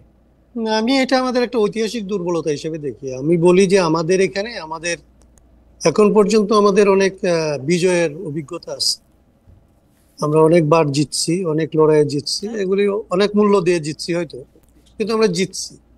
কিন্তু আমাদের কোনো বিজয়কে আসলে বিজয়ের ফলাফল জনগণের কাছে নিয়ে যাওয়ার জন্য যে শিক্ষাটা দরকার সেটা আমাদের কখনোই হয় নাই। এবং আমি জানি না, আপনার তো ওই সময় বয়স হয়নি, আমরা যারা ধরেন 71-এর পরের 72-এর পরবর্তী যে পরিস্থিতিটা আমরা দেখছিলাম, 71-এর পরে সবচেয়ে বড় পরিবর্তন তো এবারের 24-এরটা, 90-এরটা এত গুরুত্বপূর্ণ পরিবর্তন না। তো 72-এর বিজয় যেইভাবে আসলে ব্যাহত হয়েছে, তার সবগুলি লক্ষণ একেবারে ধরেন প্রথম থেকে এটার মধ্যে আসলে একটার পর একটা কিভাবে যেন সাজানো ভাবে আসতেছিল। আমি বলি যে এটা বিজয় বেহাত করার জন্য খুব সিম্পল কতগুলো কাজ করা লাগে। আপনার ধরেন এই লড়াইটার মালিকানা, আমি যেটা বলি শহীদদের মালিকানা কোথাও নিয়ে যেতে হবে। এই শহীদের মালিকানা যার কাছে যায়, বিজয়ের মালিকানা তার কাছে যায়, এবং বিজয়ের মালিকানা যদি যত ক্ষুদ্র করে আনা যায়, মালিক গোষ্ঠীটাকে যত ছোট করা যায়, সেই মালিকদেরকে হয় আপনি প্রলুব্ধ করতে পারেন, ভীত করতে পারেন, তাদেরকে আসলে দায়ী করতে পারেন, বিধ্বস্ত মানে কি বলে বিভক্ত করতে পারেন, বিভাজিত করতে পারেন। মানে আপনার লড়াইয়ের যারা অংশীজন, তাদের সাথে আসলে লড়াইয়ের যারা ফল ভোগ করে, তাদের মধ্যে একটা বড় রকমের পার্থক্য তৈরি করা যায়। এবং এই পার্থক্যটা যখন হয়, বিভাজনটা যখন হয়, তখন আসলে লড়াই নিজেই একটা মানে লড়াইয়ের মালিক যখন আসলে কোনোভাবে দোষী হিসেবে চিহ্নিত হয়, তখন গোটা লড়াইকে আসলে একটা ভুল কিংবা একটা অন্যায় কিংবা একটা আসলে খারাপ জিনিস হিসেবে চিহ্নিত করা সহজ হয়।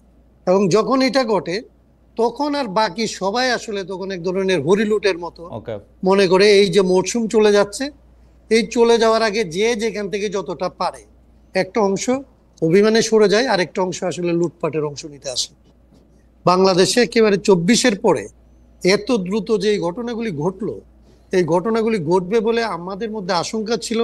আমরা এগুলিকে কিভাবে প্রোটেক্ট করা যায় সেগুলি নিয়ে কথা বলছিলাম। আমরা মানে এই অভ্যুত্থানের পরবর্তীতে আমাদের কি করণীয় সেটা বলছিলাম।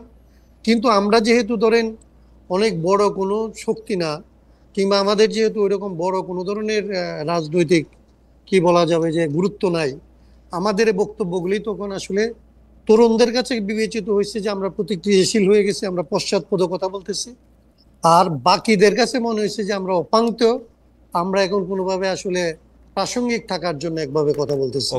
কিন্তু এটা জাতীয় জায়গা থেকে যে আসলে একটা জাতির এত বড় একটা পরিবর্তনের পরে, এই অভ্যুত্থানের পরে কি ধরনের কাজ করতে হবে এবং কত সময়ের মধ্যে এটা শেষ করে ফেলতে হবে, এই ওয়াক্ত নিয়ে আমি আসলে অনেক কথা বলছি, অনেক বক্তৃতা করছি, কিন্তু কাউকে আমরা এটা বুঝাইতে পারি না। এক অংশ বলছে এইটা ফরাসি বিপ্লবের চাইতে বড় বিপ্লব হয়েছে, এবং ইয়াংরা হাই সাউন্ডিং এই সমস্ত কথাবার্তা শুনে আমাদেরকে মনে করছে, আমরা যারা বলছি যে সতর্ক হও, সাবধান হও, এর বেশি দূর যাইতে পারবে না, তারা আমাদেরকে পরিত্যাগ করছে।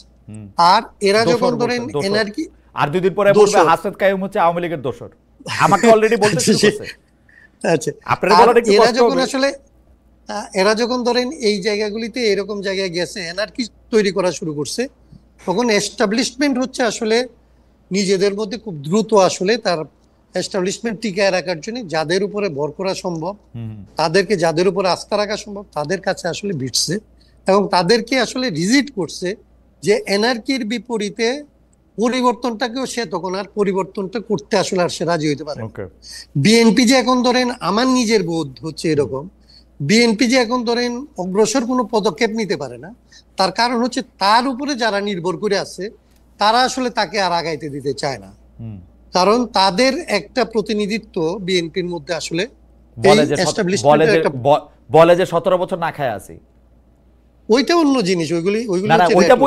ওইটা বইলেই বিএনপির উপর চাপটা সৃষ্টি করে। হ্যাঁ, যে মানে চাপ সৃষ্টি করে। আপনার রিয়েল যারা ধরেন, যারা ব্যবসায়ী গ্রুপ একেবারেই যদি ধরেন, তাহলে একেবারে ব্যবসায়ীদের তো এটা হচ্ছে খুব স্বাভাবিক। যদি দেখে যে এনার্কির দিকে যাচ্ছে, তাহলে তো ব্যবসায়ীরা বিএনপি কে বলবে যে বাবা, দেশটাকে অন্তত স্টেবল রাখো, অন্তত এইখানে মানুষের খায় বলে বাঁচতে হবে।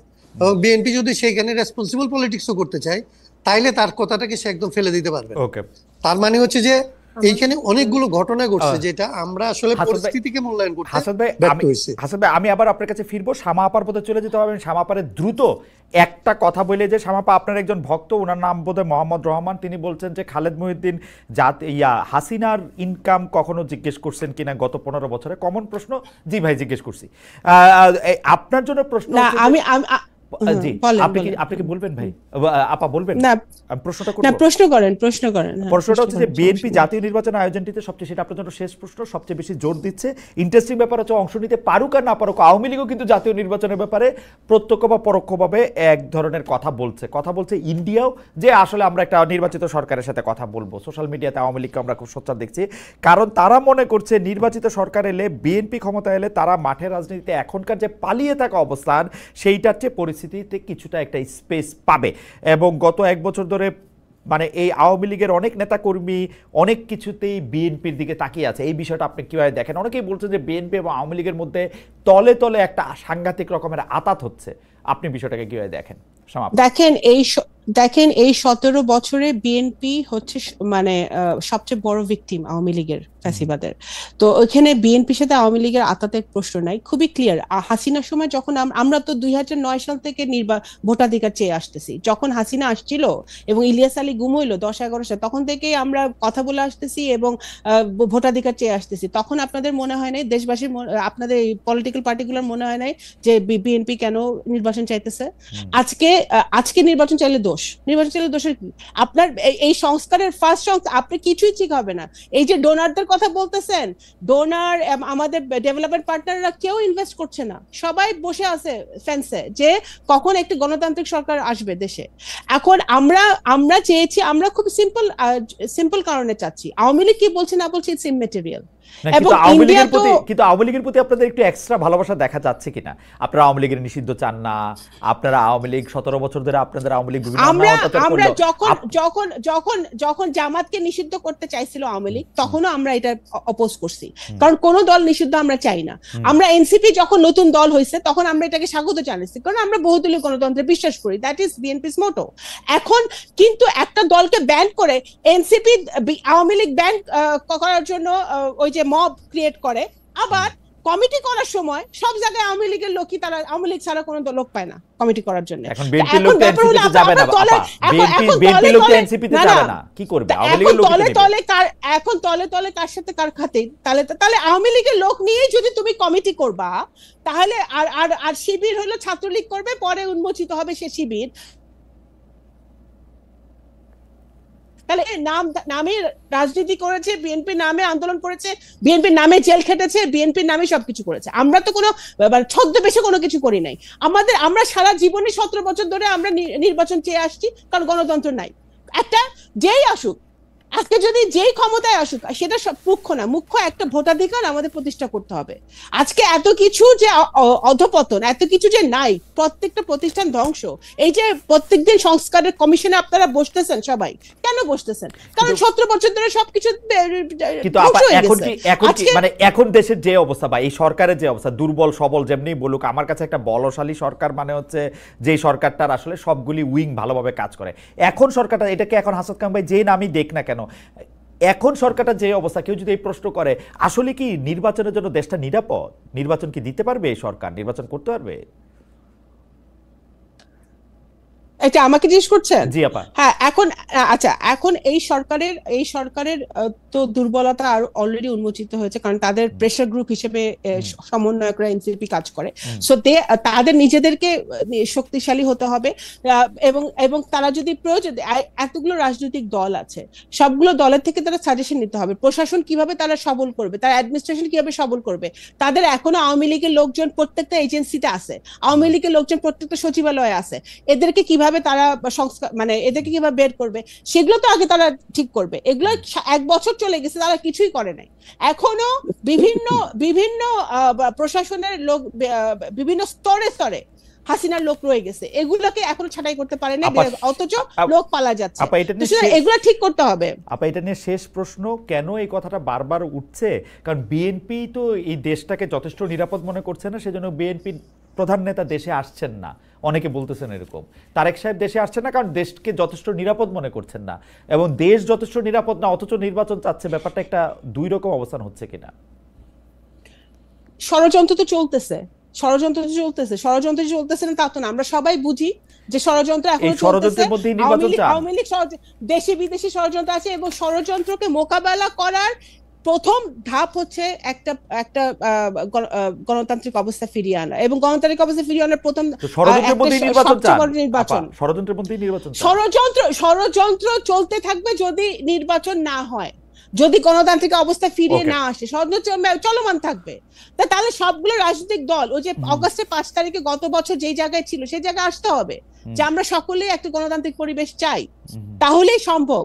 এখন ডক্টর ইউনূস যদি এই তার প্রশাসনকে শক্তিশালী করতে না পারে, নির্বাচন কমিশন বলতেছে নির্বাচন কমিশন রেডি, পুলিশকে আরো শক্তিশালী করতে হবে, অ্যাডমিন ক্যাডারকে শক্তিশালী করতে হবে, এবং যারা রাজনৈতিক দলগুলো যারা পার্টিসিপেট করবে নির্বাচনে তাদেরও আরো মানে ইন্টেনশন থাকতে হবে যে একটি গণতান্ত্রিক ব্যবস্থা কায়েম করা, যেখানে একটি সুন্দর নির্বাচন আমরা দিতে পারি মানুষকে। ওকে শামা আপা, আপনাকে অনেক ধন্যবাদ।